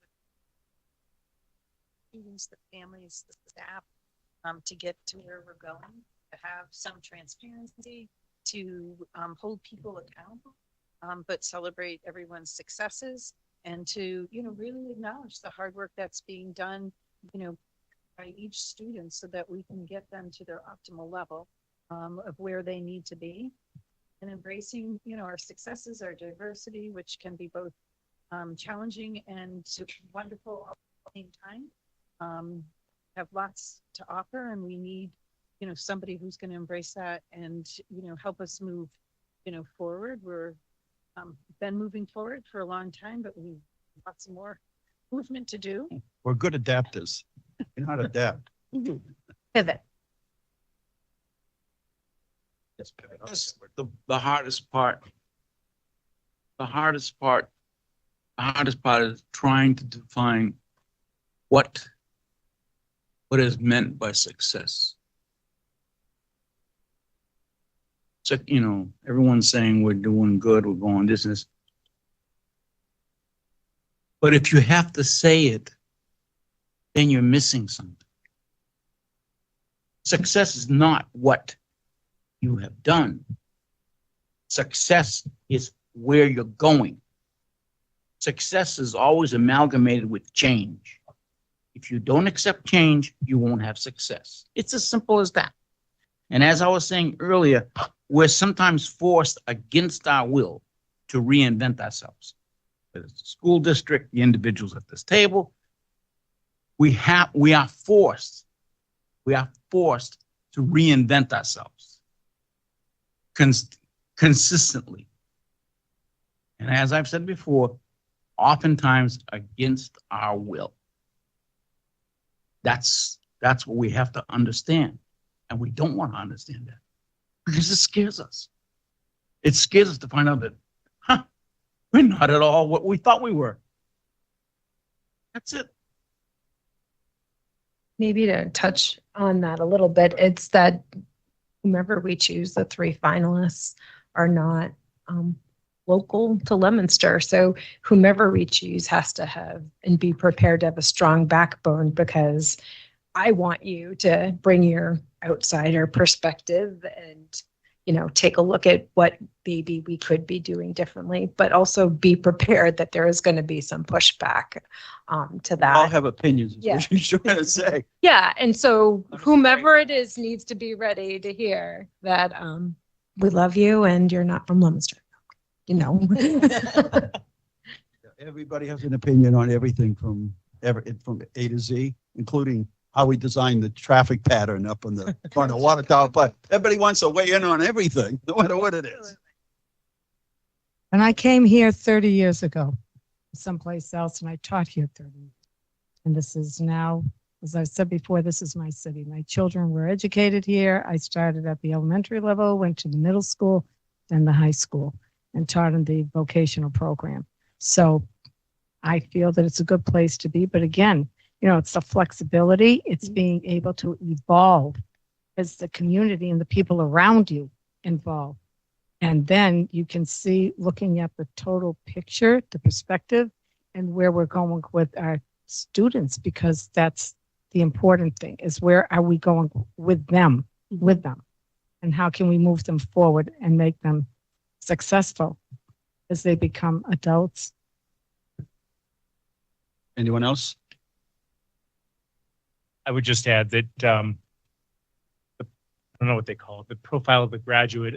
The success, how I see it is, are we setting our students up for to be a productive member of society? And I'd love to see that, it's not always about college, but that the number of students that are going into further training, two-year degrees, certifications, anything that continues that education and makes them more valuable members of society. And I think it's that, but how do we measure that early on so that we can get to that point where that's where kids end up as adults? Some students know exactly where they're going Right. right away, like, second grade, like on a mission. Some don't.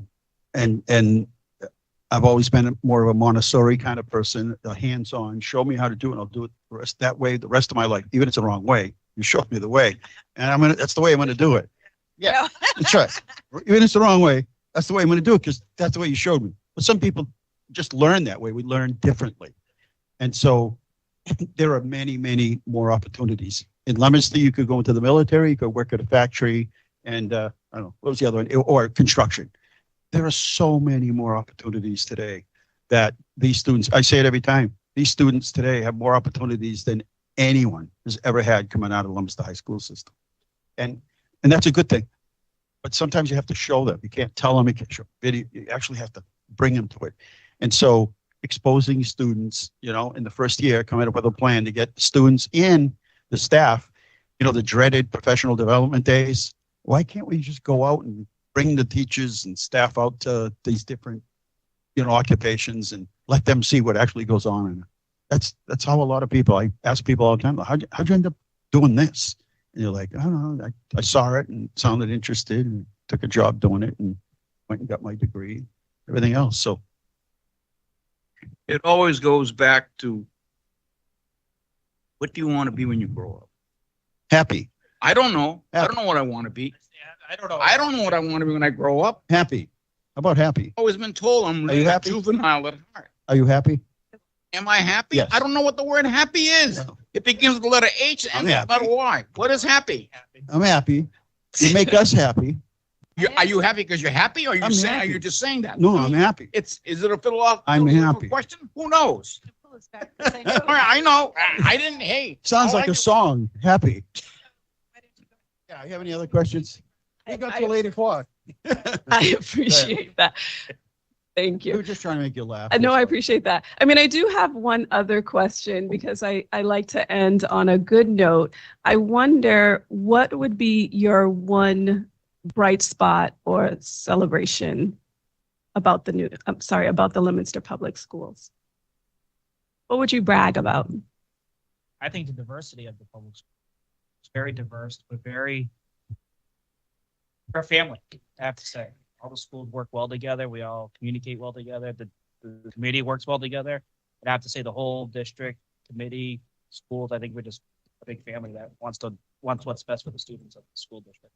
I agree, but I also think our high school is really a gem. And, if kids sometimes struggle through elementary and middle school, I think this high school is such to so many a welcoming place of where they can really find themselves and offer so many opportunities, whether it's sports or the art wing or the trade program. I think this building really, I think kids see it at, maybe the outsiders just see it as high school, but I think in reality, this building is where so many kids find themselves. And I think that's a jewel. For a superintendent, we don't want to be the superintendent. We let the superintendent do the superintendent's job. That doesn't always happen. And the other thing is, we all respect each other's opinions. And you don't always get that in a school committee. We may disagree. We may disagree. But at the end of the day, one thing I'll say is everyone here does what they think is best for the kids. They have everybody leaves their own personal agenda at the door. It creeps in once in a while. How can you, it happens. But for the most part, that's not so usual in school committees. And I don't expect you to comment on that. You asked the question. You asked the question. Thank you. Which was, what do you see as some of the bright spots? Anyone else? I think that people take pride. I see so many people. I coach soccer and I love wearing my Leominster. You take pride in the logo and you saying that you're from Leominster. I think there's just, as many people have said, people have tremendous pride in it. We like going places and telling people where we're from. So you meet somebody. No, I don't care where you go. You always meet somebody from Leominster. And it might not always be the most positive experience, but it's an experience. Well, even though I'm not from Leominster, I have felt truly welcomed by everyone I have met here. I am grateful for the opportunity. I'm grateful for the leaders who opened their doors and classrooms to me. I am grateful to Xavier, a second grade student who engaged me in conversation around tarantulas and scorpions. That was a phenomenal experience. So based on my experiences and my skills that I bring to the table, I just want to end by saying I lead with heart, I lead with passion, and I lead with pride. And I think, again, that Leominster is in the right place, and choosing the right leader at the right time will yield positive results. So thank you very much. Thank you. Thank you. Thank you. Good job. Thank you. And she yelled at me because I wasn't on time for everything. Renee, you want to tell everybody how you got to yell at me several times? Yeah, she yelled at me because I wasn't on time. Wait a minute here. What's going on? Who's doing the interview? Nice to meet you. Oh, she's just trying to keep me on time. What time are we at? 7 o'clock. Recess, please. Anyone would like to make the motion? I make motion Lisa for said recess. yes, and Sal said yes, yes. I'll All say in it. favor? We're in recess.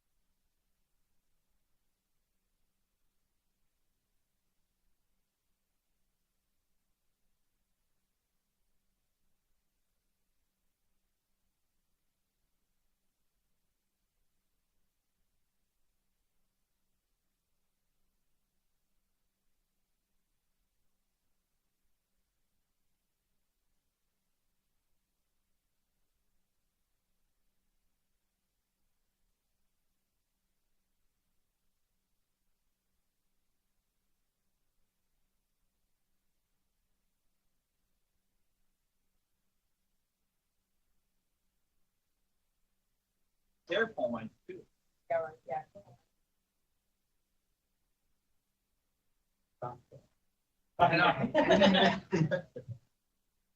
What's it cost you to make that thing?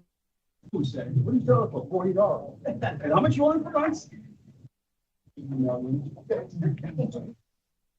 Birthday, Tyler. Is that your birthday? Oh,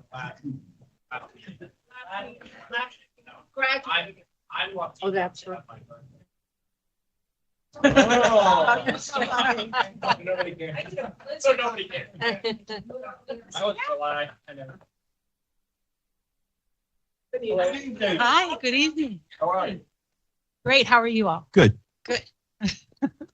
Just for logistics purpose, the closer you can keep the mic, or it'll keep you from having to follow it in. Okay. Just so everybody can hear, and then they're doing a video too. Use my teacher voice. Pull that one out. Yeah. All right. Well, anyway, good evening and thank you.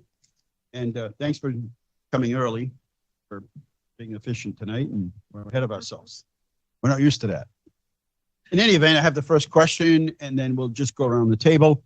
My first question is, how would you work to become part of the Leominster community in supporting our school district? Sure. So I believe that when you're a leader in the school system, responsibility to go to the events at schools. And so I would try to go to as many events as possible. In my sitting role of assistant superintendent, I do that as well. So, I love to go to football games and soccer games and sporting events, as well as show choir and moving on ceremonies, graduations. I want to be a fabric of the environment in which I work. And so that would be my goal here, is to be at as many events as possible. I also have been in Leominster frequently recently. And I've enjoyed going to restaurants here. I've enjoyed, going to the park, Doyle Park. I enjoy, in past years, going to Showland Farms and some of the events that they've had there. So I think it's important not only to be a part of the school community, but I think it's also important to be a part of the greater community so that you can make connections with families and stakeholders. So that would be what I would like to do if I was invited to be the next superintendent. Thank you. Greg? Hi. How would you approach the district's desire to improve and maintain high academic achievement? And how would you sustain access to advanced classwork? Sure. So currently in my role, I am the assistant superintendent, and my responsibility is curriculum instruction and assessment. So I have been fortunate enough to have the experiences of looking at our advanced placement courses and looking at other opportunities throughout our community to expand upon dual enrollment programming and early college programming, all of which provide students with a similar experience and a weighted grade point average above a 4.0, which helps to support students when they're applying for colleges. So the first step, I would look to see what Leominster is doing well in this area, because I know they already have a lot in place. But then I would also love to contribute to the team with some of the ideas and experiences that I've had to help perhaps grow programming or expand on programming. But I would first love to get into the community and look at what's working well and what ideas are already in place and how I could help to provide my experiences in that area to help support opportunities for growth. Thank you. Mr. Ron? Good evening, Robin. Good evening. Please speak to the needs of adult learners and how you work to address them. Adult learners. Sure. We already had this conversation earlier Sure. at that last. Yeah. So I think that, adult learners depending on what we're referring to. If we're referring to educators, I would look to see what the needs were for professional development and then seek out experts within our community and perhaps providers outside of our community that can help support whatever the need is for the growth and the learning of the adults within our school district.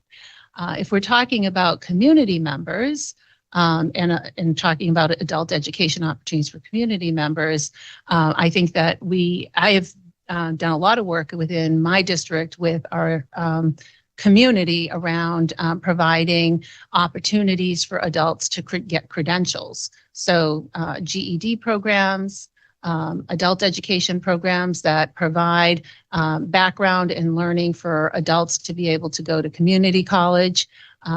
Also English as a second language programming for adults that are new to our country that want to be able to pursue higher education but does not have the background.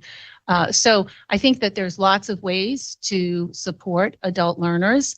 I think there's also ways to support our graduates that have credentialed through us, whether it be through the technical programming or students who have received a diploma in our mainstream program, and provide opportunities to hear from them, hear how they're doing, and look to see what else we need to do to improve our programming to support their ability to either get access a career or a college entry. Thank you. Thank you. Sal? Good evening. Good evening. So special education is a particular challenge because of the complexity of rules, service needs, and students and parent concerns. When you assess the effectiveness of your special education programs, what are some of the criteria you use? Sure. So there's quite a lot of criteria. I've been fortunate enough to oversee our special education department in the school system I'm in currently. And so oftentimes when I'm looking at success, I'm looking at dropout rates, graduation rates, how many students with individual education plans attend 4-year or 2-year college programs, how many students complete those programs, how many students have received vocational education and have been able to obtain a job in their certification area. But I also look at the student from the start or the entry into the individual education plan and how they're progressing over time. So we look at things like transitions from elementary school to middle school and how the student is doing in the environment as it has changed. So in elementary school, students tend to stay within the classroom with one teacher. Then they transition to a middle school and they go between multiple classes. It's important to look at how a student is doing on an individual education plan when that transition occurs. Then there's another transition that occurs from middle school into high school. And that system for the student is different as well. And so there's the transition plan that we look at over time, which is really important because we want our students to be successful all the way through. And then there's the statistics around graduation rates, dropout rates, attendance rates, student engagement. All of those pieces factor into a student's success. Thank you. What is your approach to extracurricular activities and how would you support them in the Leominster Public Schools? So I think that extracurricular activities are extremely important. As someone who, when I was in high school, played multiple sports, it was something sometimes that encouraged me to go to school every day, right?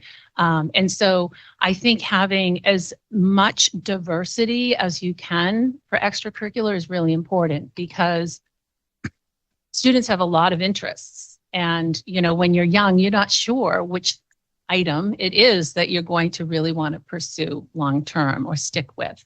So I think that having lots of clubs available after school for students with various interests, I think having as much sporting programs as you can have, fine arts, all of it's important. And however we can sustain that is what we need to pursue in order to do that. I think that especially in high school, we tend to see students disengaged. And I think that any way that you can try to have someone feel joyful and engaged in their learning, we should do it. And there's lots of grant funding out there for those purposes. So thank you.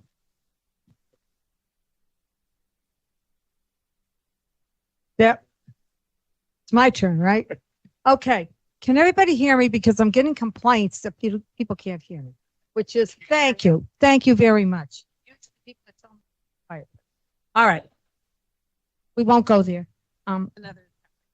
You're right. Thank you, Eileen. How do you view the social and emotional well-being of children in the context of establishing a high-performing school population? Sure. So I think that we should always have high expectations for academics. That's what we do as a school system. We're educating students.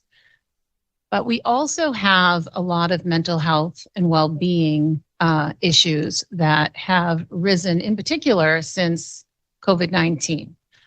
And so I think that it's important to have a mix of services. We should have the ability to provide students with resources for mental health and wellness. We should be able to have social workers that are there to support and counsel students. But in no way should that affect our academic standards and what we would expect for students to achieve at a grade level. So in my opinion, I think it's really important to have the services available and be proactive about providing supports and services, but in no way should that affect our expectations around achievement or around providing students access to the standards. There has to be a balance, and it's our responsibility to provide it. Thank you. Thank you. Hi, welcome. Multicultural experiences are much more than just race, language, or place of origin. What experiences do you have that relate to multicultural experiences, especially when some cultures have different values than your own? How do these experiences affect the way you work? I am from Lowell, Massachusetts, and I was born and raised in Lowell. I went to Lowell Public Schools, and I've spent my career in urban education, 32 years teaching or being an administrator.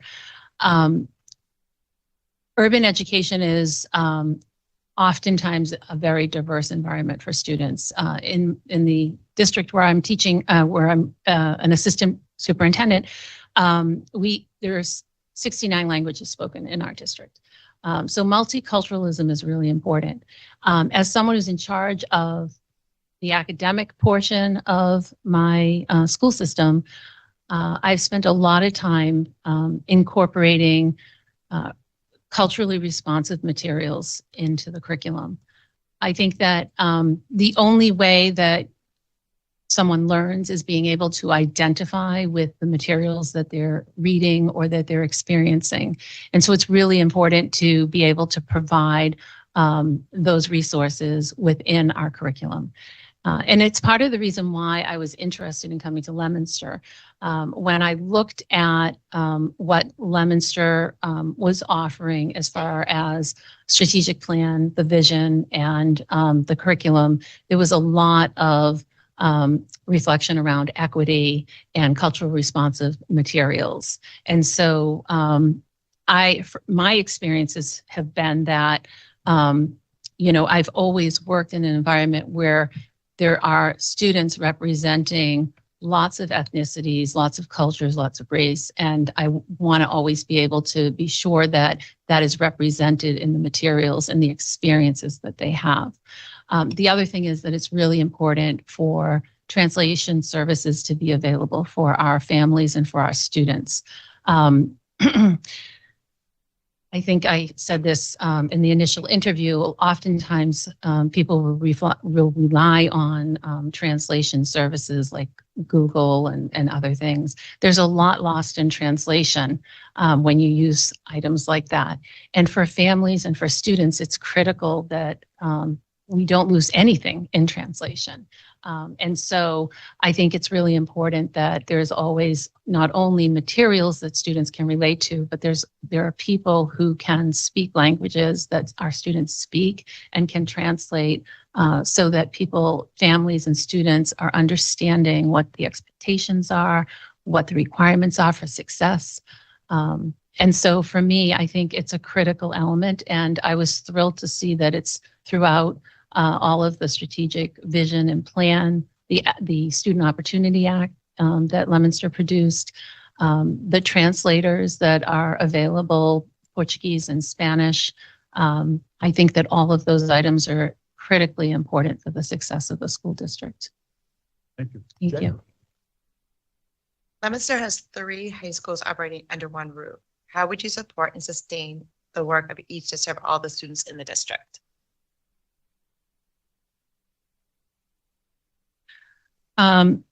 So, I think that, again, it's sort of speaks to the offerings that we provide our students so that they're engaged. And so when I look at having 3 high schools operating under one roof and how to support and sustain the work of each to serve our students, it's really getting to know the leaders, it's getting to know the teachers, and it's getting to know the students and understanding what they're doing, what students are asking for, and working together collectively to ensure that we're providing programming that students are engaging in.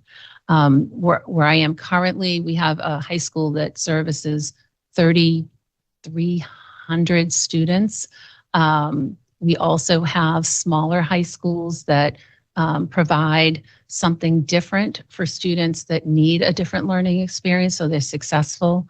And we also collaborate through an After Dark program with our Greater Lowell Technical School so that students in our comprehensive high school can come in late, take the standard courses that are required for graduation, and then go to our regional vocational school and get certified in auto tech and other things that we don't offer in our comprehensive high school. I think it's critical that we provide students with what they feel they need to be successful. And again, students are young. They need to be able to explore. They need to be able to try different things. So I think the more options we have, the more successful we're going to be. And so I would support whatever options students are looking for and whatever staff needs to be able to provide that. Thank you. Josh?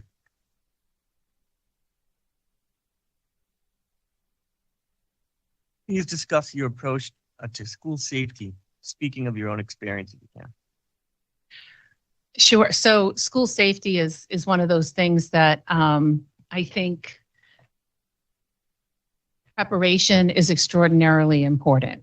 And so, as someone who was a building principal for many years, an assistant principal prior to that, and then an assistant superintendent, I've been very involved in all of our preparedness training. And so when I think about safety, I think about number one, preventative measures, right? So making sure that your facilities are locked down, making sure that the facility is safe, making sure you're connected with your community support agencies, whether it's fire, police, et cetera. And then also making sure that you're providing mental health and wellness supports to students and staff. Those are preventative, right? But then there's this element of preparedness that you have to have. And that's the work that's done prior to, the start of school, where, you have plans for any kind of experience that you might have that is an emergency, lockdowns, hard lockdowns, soft lockdowns, et cetera. And you have a manual or you provide people with directions for how you would respond to those kinds of things. With that, you would also have drills and scenario option-based practices to make sure that if there was ever a situation, you've prepared for it. Safety is not one of those things that you want to do, you want to plan for or deal with after an event, you want to make sure you're well prepared ahead of time. And again, it's in collaboration with all of your support agencies within the community. And then from there, there is responsive training where people know what to do if there was anything that ever happened, and how to handle it. Social workers are, set up in a strategic way so that they know how to respond if anything happened. And then there's the communication process and being really well prepared to communicate with staff, families, community, if there was ever an event. But it's, I have a lot of experience in this area and I could probably go on forever about it. But again, it really is about assessing what's going on currently, making sure that everything is safe and having a really good preparedness plan ahead of time. But again, it's not something a school district would do by itself. It's something that you would do with all of your community partners. Thank you. Thank you. Okay. Y'all understand, I think, interview that we did initially, the legal definition of what the superintendent's roles, duties, responsibilities are, and the same with the school committee. But can you talk about your relationship or how you anticipate your relationship to be with the school committee? Sure. So my relationship with the school committee, I see as critically important. As someone who's been an assistant superintendent for 8 years now, I attend regularly school committee meetings and subcommittee meetings. I write responses to motions, etc. But what I have always felt is that school committee members are working for their constituents. And so if constituents bring things forward, it's their responsibility to bring it forward to me. It helps me, if I am your next superintendent, understand what's going on within the community and what it is that the community wants, and then look to accommodate that. And so I see the relationship as extraordinarily important because you are the voice of the community and you are providing me with the information that I need so that I am able to meet the needs of the community well. So I would see it as a very strong partnership and an important one to help me lead a school district that satisfies our community. Thank you. Tyler? As our superintendent, what would be your vision for our district? As a superintendent, my vision would be to be able to provide all students with what they need to be successful. And that's not always college, that could be career. And so for me, it's important to provide guidance and work as collaboratively as possible with staff and students and families to be able to provide a student with whatever it is they want, whatever it is they need to be successful in life. And again, that can be very different. But it's important that every student have access to the standards, that classes are engaging and joyful and safe. And so that I also see as a really important part of the role, is to make sure that students are engaged, there's some joy in what they're doing, they want to come to school, and the environment is safe. Thank you. And the best question. Night?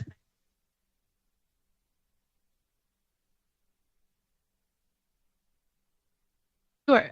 And for some people, this is a repeat because some of you were part of the initial interview. But I have been, as I said, an assistant superintendent in a very large district. The district has over 15,000 students.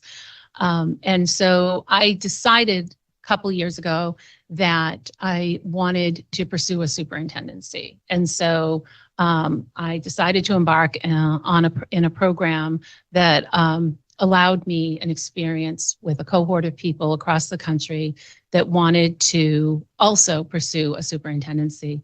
It's the Superintendent Leadership Association, Leadership Institute through the Association of Latino Administrators and Superintendents. And so that allowed me to go on weekends to meet with the cohort that was pursuing a superintendency and go to different locations across the country and listen to other superintendents, sitting superintendents talk about how they're improving their school districts and sort of what they're embarking on. And we did a lot of problem solving, a lot of scenario-based decisions around what could happen if you were a superintendent. And it was a great opportunity for me to learn a lot about the role of superintendent. But I also have always been very focused on diverse urban communities, and in particular, communities that see discrepancies amongst marginalized populations. And so there's been a lot of superintendencies since I've graduated from this program that have come available in Massachusetts. I don't apply for them. When I started looking at some of the more recent ones this year, I saw Leominster, and then I started looking at the demographics, and I started looking at some of the things that the school district is focused on in the strategic plan, and also the Student Opportunity Act document that's on the website. And I started making connections with my work. The Student Opportunity Act submission from Leominster is focusing on students that are high needs students in poverty, students that are designated or identifying as Hispanic, and students with individual education plans. That's where I've focused a lot of my efforts over the years. And so I felt like I would be able to contribute to Leominster. I felt like my experiences and the work that I have done, I would be able to be a member of a team that could contribute to moving Leominster forward. There's great things going on here. The more I dig in, the more I learn, the more I see a welcoming community, a community that's vibrant and very engaged. And that's what I'm looking for. I'm looking for a community that I can feel a part of the fabric of. But also it's important for me to ensure that wherever I'm going, I am aligned with the vision and the mission, and that I can bring skills to the table to support the team. And so when I looked at Leominster's demographics and I looked at all of the things that are part of how Leominster is moving forward, I feel like I can contribute to that and I can support the growth. And that's important to me. I wouldn't go somewhere, or I wouldn't apply somewhere where I didn't feel like I could be a part of a team. And so that's why Leominster. Good question. Any questions for us at all? Yes. Actually, one of my questions was, if whoever your next superintendent is, where would you want to see the district in a year? And anybody? So I don't know if I'm speaking for everybody, so I can only suggest that it's a new person. None of the candidates live here. None of them work in the system. So I think we're of the mindset that it's going to take some time to understand, get a feel for things, get a feel for people, get out into the community, get all the things that happen when you first take on a new position. And we don't expect the superintendent to know everything, but to begin to start to look at, through conversations with us, to start to look at, our, the various plans that we have in the city and the school department, and start to, put plans together. We're in a good spot. There's not turmoil or chaos in the system, so we're in a good spot. So we really can start to work on being proactive on a number of areas that we just haven't had the time, because we have been sort of cleaning things up in the past. Is that a good way to? The superintendent coming in, I would like them to do kind of a SWOT analysis. What are the strengths? What are the weaknesses? What are the opportunities? What are the threats? And and really prioritize them, right? Just come to us with what these are the, I've done my analysis of everything and this is what I feel are in those buckets, right? And these are the things that I want to prioritize. And, once we understand what those priorities are, we should be setting our goals around that and supporting you. And I think that's what I want to see is that we've got the priorities and then we're aligning our goals with that to support you and support the school. So, I think we all have our ideas about what the priorities are, but, fresh eyes and fresh ideas is certainly, I'm hoping. Really establishing those relationships, connections, knowing your staff, what their strengths are, what needs to be built on, understanding the student demographics and where, not that you would know every student, but, kind of, where each student is at, partnering with committee members, well, obviously with the school committee, but really to, come up with, like Greg said, it's sort of a mutual vision and, a plan on how do we get from, point A to point B, and always keeping in the forefront student achievement, sort of equity for all students. And, that success is going to look very different child to child, and that's okay. But to really involve, that are important to each of those. Great. Other question? Catherine? No, that gives me a good sense. I was really pleased to see that you have so many staff that have been with the district a really long time. When I went out to schools, I met many people who've been here for 20 years, 30 years. And so I think for a new superintendent coming in, having that knowledge base, to your point, especially where they're not necessarily in the community right now, is quite a gift. So that was exciting. I don't have other questions. Do you have any other questions for me? I do. I got two of them. Oh. Okay, I won't ask.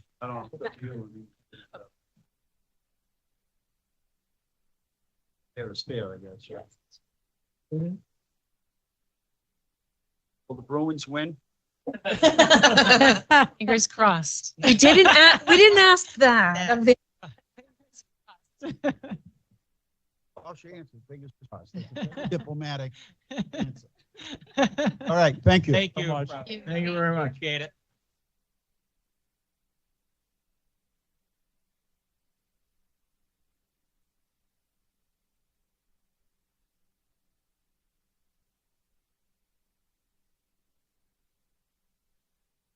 No. Tonight's the night. I'm not going to watch or listen to it. Don't tell me.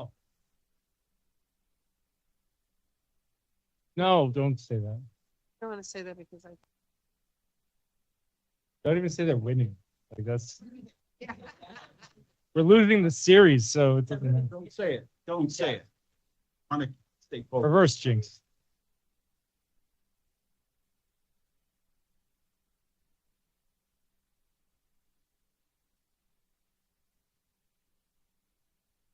It does. Superstition does matter.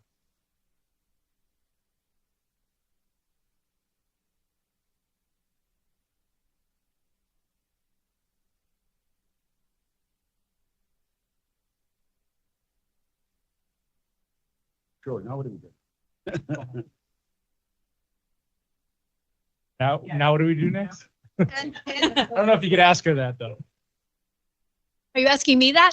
Yeah. Oh, all right, good. I was gonna say if you're asking the candidates, I'm sorry. Like I was, That's what. I felt like that was sort of like your next step question. So yes, so the thing that needs to happen next is that several of you did visit the home districts of each of the three candidates. And it's important for those of you who had that experience to bring that to the rest of the committee. So that was part of my email that I sent you, that if you had done that, to be prepared to speak briefly to that. This is really about what did you observe about their leadership, and anything that you think is important to share with your colleagues. I'll go first for Whoever wants to go first. Don't be shy. Oh yeah, we'll go first. So Melissa and I did go to Lowell, met with the different people of the Lowell School Department. The feedback we got from everyone was she was always involved, very hands-on. During COVID, she was in there the next day making packets for all the students, getting involved, making sure everybody had everything they need. Very well involved with the community, working with the police department to create programs for the students. What was the coaching program with the police? Take a microphone. We had proactively created and worked with the police department to partner police officers with the coaching staff at the middle schools in creating programs to proactively create relationships before kids got into high school and generally some of the tougher times of their lives, so that they got to know each other and form connections. They also had a police academy, and she partnered the police academy with the academic side so that in the morning the kids did academics, and then in the afternoon they did sort of like the police academy part of it. And she was able to sell it as really it's full day summer programming for kids. And parents aren't saying no to that really over the summer, right? You're getting the best of both worlds. She had I want to call it an agenda, but a structure and a schedule planned out for the day. We met with teachers, union members, special ed directors, the attorney, former superintendents. And the district attorney said it with the 19 years he's been there, complaint against her. Yeah. And and without even having to ask some of the questions we went with, I don't want it to seem like it was like they came with planned answers, but they almost all echoed the same sort of comments about community and team building and advocating right down the line. So not having met the other candidates for long, I wasn't sure what I was going to be meeting with, but I got to say, like having left that day, I felt like their feedback was amazing. Like they said, it'll be a mistake if you don't hire her. We're sorry to see her go. To Melissa's point, we went in with like 5-6 different questions we were asking each person we met. And again, they don't know what the questions were. Every single one said the same exact thing about her being team-oriented, discipline, being there for the students, creating programs that weren't there for the students, and just being really hands-on and involved in all avenues, not just, with staff, students being there. We met with a couple principals who said she's always been there for them. And then just informally, we had our meeting in sort of the administrative building for the day. And then we went over to one of the elementary schools later, and they all said in our earlier meeting, and then it continued through to the afternoon, everyone knows her. It is very much a Leominster feel. Like as you're walking through the community, everyone knows her and is, hey, how are you doing? She knew this one. How's your child? She knew every child or parent that we came across. She knew who they were. I was impressed. It was very good, in my opinion. Jen? Who else? Did somebody else go with you? I was all by myself. So I take it personally. So I did. I went to see Dr. McIntyre, and again, same situation. They didn't know the questions, but I feel like everybody just echoed the same answers for everything. Open door policy, very welcoming. He knows his students. He's very much there for his staff. Similar to what he even said today, that he's like, he will, text them and they'll call you right back. He's always one of the things they had mentioned about him in a crisis, he's always one step ahead of it, whether it's actually communicating out to the parents or the staff. He's very communicative. He's, I'm not sure where he comes from, but he would like be there in a heartbeat if he had to come back from like his house to the school, if there was an issue at the school from like a sports game, those kind of things. Everybody said it would, again, it would be a great loss to their school, just like if they did lose him. I did ask, like maybe an area that they thought some growth would be. And a lot of the answers were his decision making. He always leads them to a decision. He never gives them the decision, I guess. So, but they say in hindsight, looking back at it, they enjoyed that because they learned how to grow from that and make that decision on their own. But in the thick of it, they were like hoping to get a clear-cut answer. But again, he had a complete agenda for me all day. You know, I had students, school committee members. I had, oh my goodness, lots of principals. I had the fire department. I had the chief. I had the police department. So, and everybody kind of echoed the same thing, that he's just a very nice guy, very caring, decisive, makes our open door policies very like well-spoken. So again, it kind of echoes exactly the same. Can I add, in the first interview, he said he would be on site within 30 minutes. There you go. And I went to Newton, and similar. I mean, the candidates sound a lot like each other. And the one thing I was impressed with is it wasn't a love fest. She didn't set it up. She invited every assistant superintendent, every principal. It was everybody. So that if somebody did, felt like they're obligated to be there and they didn't want to say something, they could have, and they didn't. And I think the thing that stuck out the most to me was the good listener and a real caring listener. Like, I'm really listening. You made me think of things a little bit differently than I did before. So there have been, and they all say the same thing, when there's something big, and they all look at her as a leader now. Like, no, we got to go to her. She's in, and then obviously they had a strike. Everybody knows about that. And every one of them said at the end of it, she's the one that reached out and went to the schools to talk to, because there's some scars, there's some bad feelings, takes a while to get over that. And that she was the one that initiated that and went out. And they really felt that, she was the leader in their school system. Like, that's the person, because she's not inflammatory. She really does care about what people think. She knows that, here's a problem, it has to be resolved. We've got to move in this direction. What are your ideas about how do we do that? And that seemed to come from everybody. They were all sad to lose her. If we have to lose her, it'd be a hard void to fill.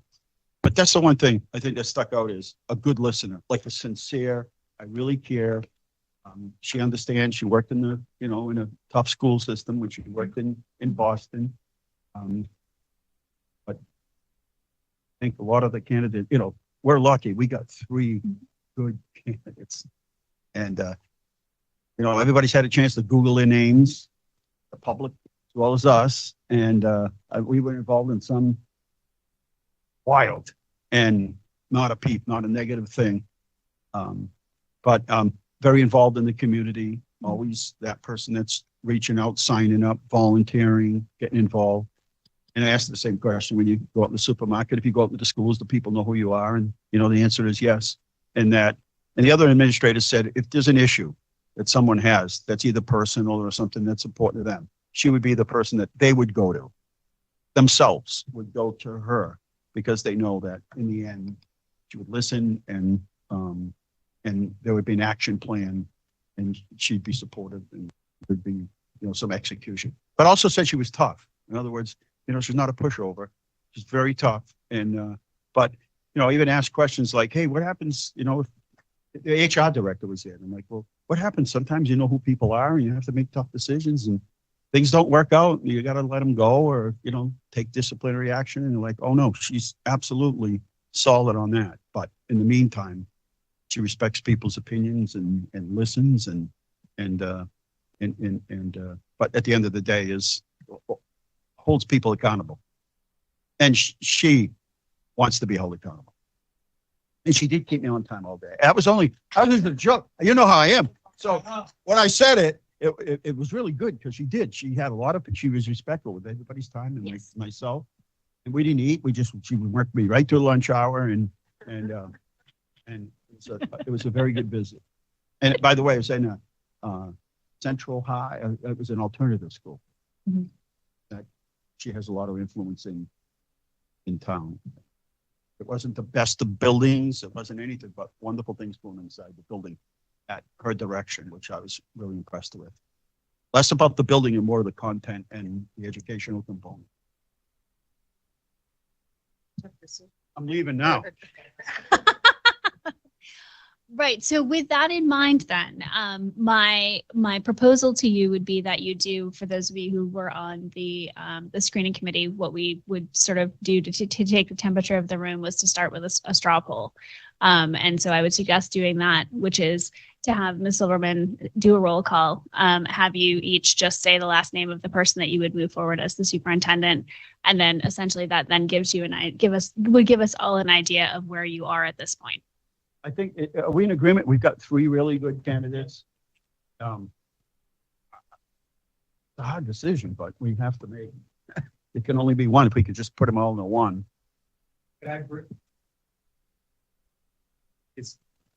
I think they're all great. I don't know if they're the next super. And so this is, and maybe the perspective you guys had when your visits were there. I was a little disappointed that we got a lot of what I felt like was kind of textbook answers in a lot of cases, not a lot of substance in terms of, well, this is what I did at my district. There was a few here and there, but to me, I didn't hear about this is how I've solved this problem in my district. With the exception of Kevin, I see both Renee and Robin to be great assistant superintendents. But did I see that leadership that there's nobody else to make this decision? I've got to make it type. I don't know. I don't, I'm not sure. I disagree. I felt that Desmond had a handle on a lot of very difficult types of decisions. The demographics in her community are similar to ours and multiplied by 10. She is a product of an urban, a very, very difficult city. A lot of, as she said, 69 different languages. She created all these programs. She was very specific, Greg, in terms of the programs that she created. That's how I felt. The more I listened to this person, whether it was the first interview or this one, I just felt from the beginning that she was an excellent fit, that she was very real, that she could communicate her ideas and her philosophies very succinctly. I didn't feel, after having taught and been in this profession for over 40 years, I felt that her responses were not simply jargon and textbook. I felt that her background and the way she presented her information, I just felt that she was very solid, and I would feel very comfortable with her being our superintendent. Hold on. In fairness, in many of the other interviews, and they become like sort of standard. Right. Can you give us an example? And we didn't ask those questions because everybody, if you work 10 minutes, you should be able to give an example of something that happened. But that's not a general overview of everything you've ever done. So we, I think, intentionally stayed away from, can you give me an example? You know what I'm saying? In other words, they can all give examples, but how do we know if that sort of resonates throughout their whole history? It's like, do you like chocolate ice cream or vanilla, or you like ice cream? I mean, To your point, too, Dean, the questions weren't worded for them we to give didn't, right? examples. We didn't, right? We didn't word them to say, Yeah. What's your like? Right. Yeah. My question was my question. I want to know how that person, that candidate. The only one with the was gonna work with experience us. was We the just safety had to one. pass the budget, and then they don't need us anymore. Are we people that might have a good idea that the superintendent might run with it? Oh yeah. So I didn't ask what your personal. So we could have asked, what was your experience? We didn't. I think Well, I would have hoped that. I'm not trying to change your mind. I'm just saying we did. No, and We just didn't ask. and to be fair, I thought Ms. Desmond was by far the best candidate out of all three, and I still could be swayed. I'm not dead set. I'm trying to play devil's advocate here, but I mean, what I wanted to try to get past was just somebody that interviews well, and that would have kind of helped. But hearing the on-site visits certainly helped. Well, there's only, there's, I mean, there's only one person that actually does the job right now. Correct. The others are one of the many assistant superintendents within their district. I can't read it. So, right, I mean, that's true. Yeah. So- Next time, I Sal. want to bring on. One candidate, so. That's just Look at all see three. where we're at. And, you know, obviously, if nobody thinks anybody is, then we can talk about an interim, you know, superintendentship, but I don't know that we. But it's glaring. That's fair. Right. I mean, I think we This need is to. what it's figure all out where about. You want to do this everybody is. by hand vote or you want to do it by Name. I think it would be good to actually do a roll call and have each person name their top I candidate. feel like And this is the please NFL understand- draft, I so was there's gonna say, watching please for their understand. name to be called. Yes, and I believe I would agree with the chair, who of course is going to some pains to make the point that I would agree you do have three very good candidates. So please don't think that because you are naming one that anyone is going to think that you think any lesser of the others. I agree that you have a strong three before you. And I think if the candidates are watching, or if they ever watch this, you put us in a really difficult. Right. Because we got three Yeah. good candidates. And then, you know, one of us might be more partial because we made that visit. Right. So we have a better. Absolutely, Right. you have a stronger Okay, so- you have a stronger but connection now. I think, can I say this so that in case the candidates are watching, any one of them we could work with and no problem? Is Just that, turn off the TV now and we'll call you. we'll let you know later. Yeah.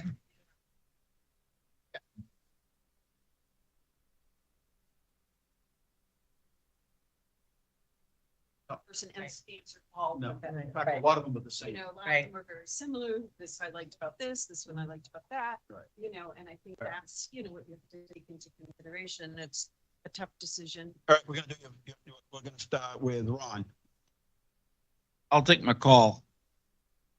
next. Desmond. That would make you. Josh. Next. Still thinking. Yeah, I know you want, we can skip you Can skip. for a minute if you want. Kelly. Desmond. I'd be a McCall. Desmond. Desmond. Desmond. That's it. No, these two guys. Well, no, I'm just saying that we made it Yeah. round one. So now we'll go back to.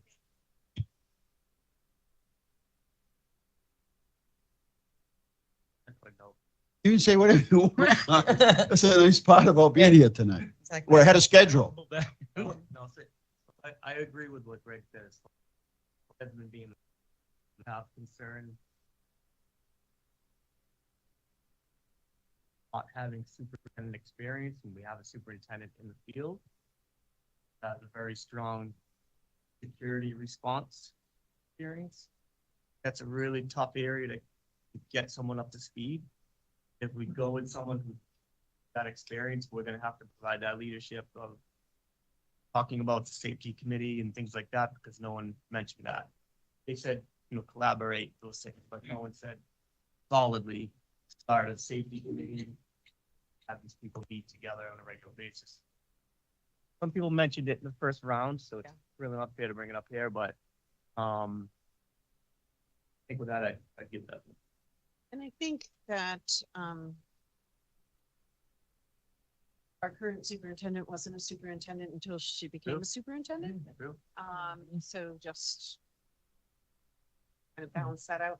But I also question why somebody who was a sitting superintendent is leaving their district as opposed to, you know, staying there.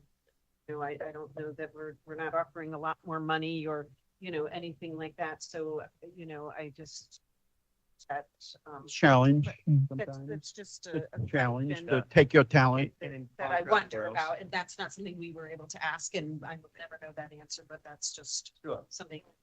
in response to the question that you asked tonight, McIntyre seems interested to work in a more diverse district. Where McCall and Desmond both come from more diverse districts. And Lowell in general is probably the closest match. To us. Used to work in there. Right, it has experience. Yeah. I mean, But Lowell is probably the closest match, having worked in the city of Lowell. Absolutely. Right. With our demographics, our population. Yeah. But I think McCall knows a lot about achievement. In Newton, there's a lot of parents that take their education very serious. They're very competitive. They start grooming their kids in the first grade to, look at this is what school we're going to, and this are the things we need to do to get there. And we But- talk about achievement all the time. But Dean, didn't Newton lose 1,100 kids in the last 2 years? Oh, yeah. I mean, They lost a lot of kids. They built a brand new high school, now it's empty. Right. 5-2. Which 6-2. Oh, did you just go with?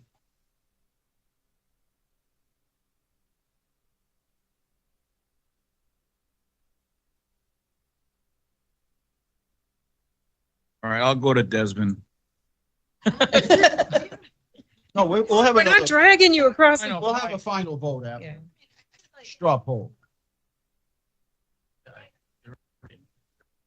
Right now, can't. He I'm has to vote. feeling, He's I don't there. know, we have a candidate yet. But you have to vote on one because you can't abstain because Well, I'm not abstaining, but I could vote for interim, right? That could. no, you can't. Look, It's on the my floor. vote. I don't know the size. No, you're here, so you have to vote. Okay, so if I didn't feel that we have a superintendent candidate, what is my vote? You vote on the best candidate that we had before us tonight. Okay, if that's what I have to do, then I would vote for Ms. Desmond. So to make it unified, we'll take the final vote. All right. I'll start off with Ms. Robin Desmond. All in favor? Okay, so it's unanimous. So if you Well, there's would, nobody. Jane? I can vote Oh, abstain, right. but I'm not going to vote for what I want to vote for. Okay, I didn't, no, I know, I didn't see him raise his hand, that's why I was asking. I mean, He didn't if go I'm like told this. I can't vote for something, Well, then that was my vote. you don't have a conflict. I mean, you have to vote. There's. Mr. Chair, if you would, Yeah. Yes, We correct. didn't have. He's not on here. She's not on here. Okay, so you're telling me I have to vote for somebody, I voted for somebody. I believe you do, unless you have a conflict of some sort. I don't have a conflict. I was going to say, Mr. Chair, if you wanted to take a brief recess, I'd be glad to call Ms. Desmond and come back with at least a provisional answer pending contract negotiations, if you would like that.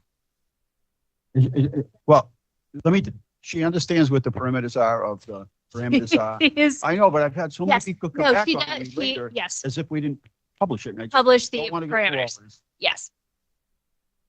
And the other thing is, I think genuinely, all three really wanted to come to work here. Yeah. And that's a real compliment to the system here. It Yes. wasn't just about moving up or moving around or more money. They actually genuinely wanted to come to work here. Like, this is a good place to work. Mhm. It's the right size. It's the right this, it's the right that. And, there's not even on social media, people don't complain too much about the schools, and that's unusual because, It's very unusual. well, that comes with the turf, with the high pay. All right, you want to go If ahead? you would like to do that, we We can. We don't even have to recess. We can You- just wait. Okay. That way we can't get sidetracked. Followed by, sidetracked.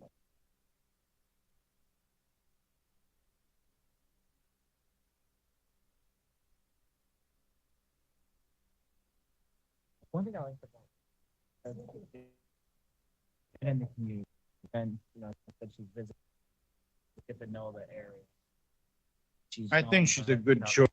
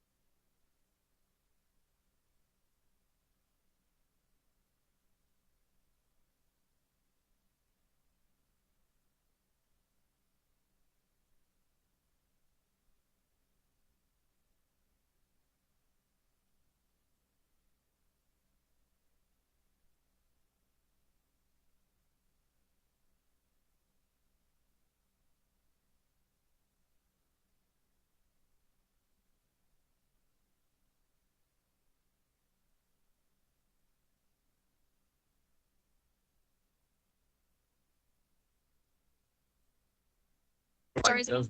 I've seen Desmond.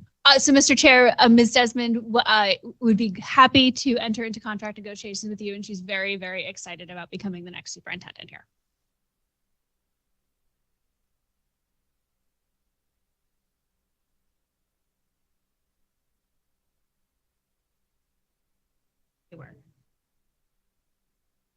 And thank you, Tracy, again. I know we said it at the beginning, but thank you. We couldn't have Thank done you. this Thank as you. I didn't want to effectively. be in here till like 10 or 11 tonight. Well, you were very, Decision. as per always, Mr. Chair, you were very efficient. I thought we would have 3, 3, and 3.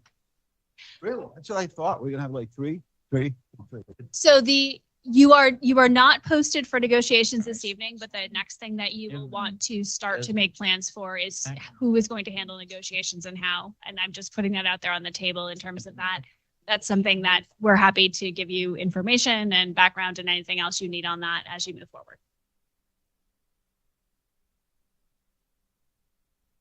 I accept that nomination.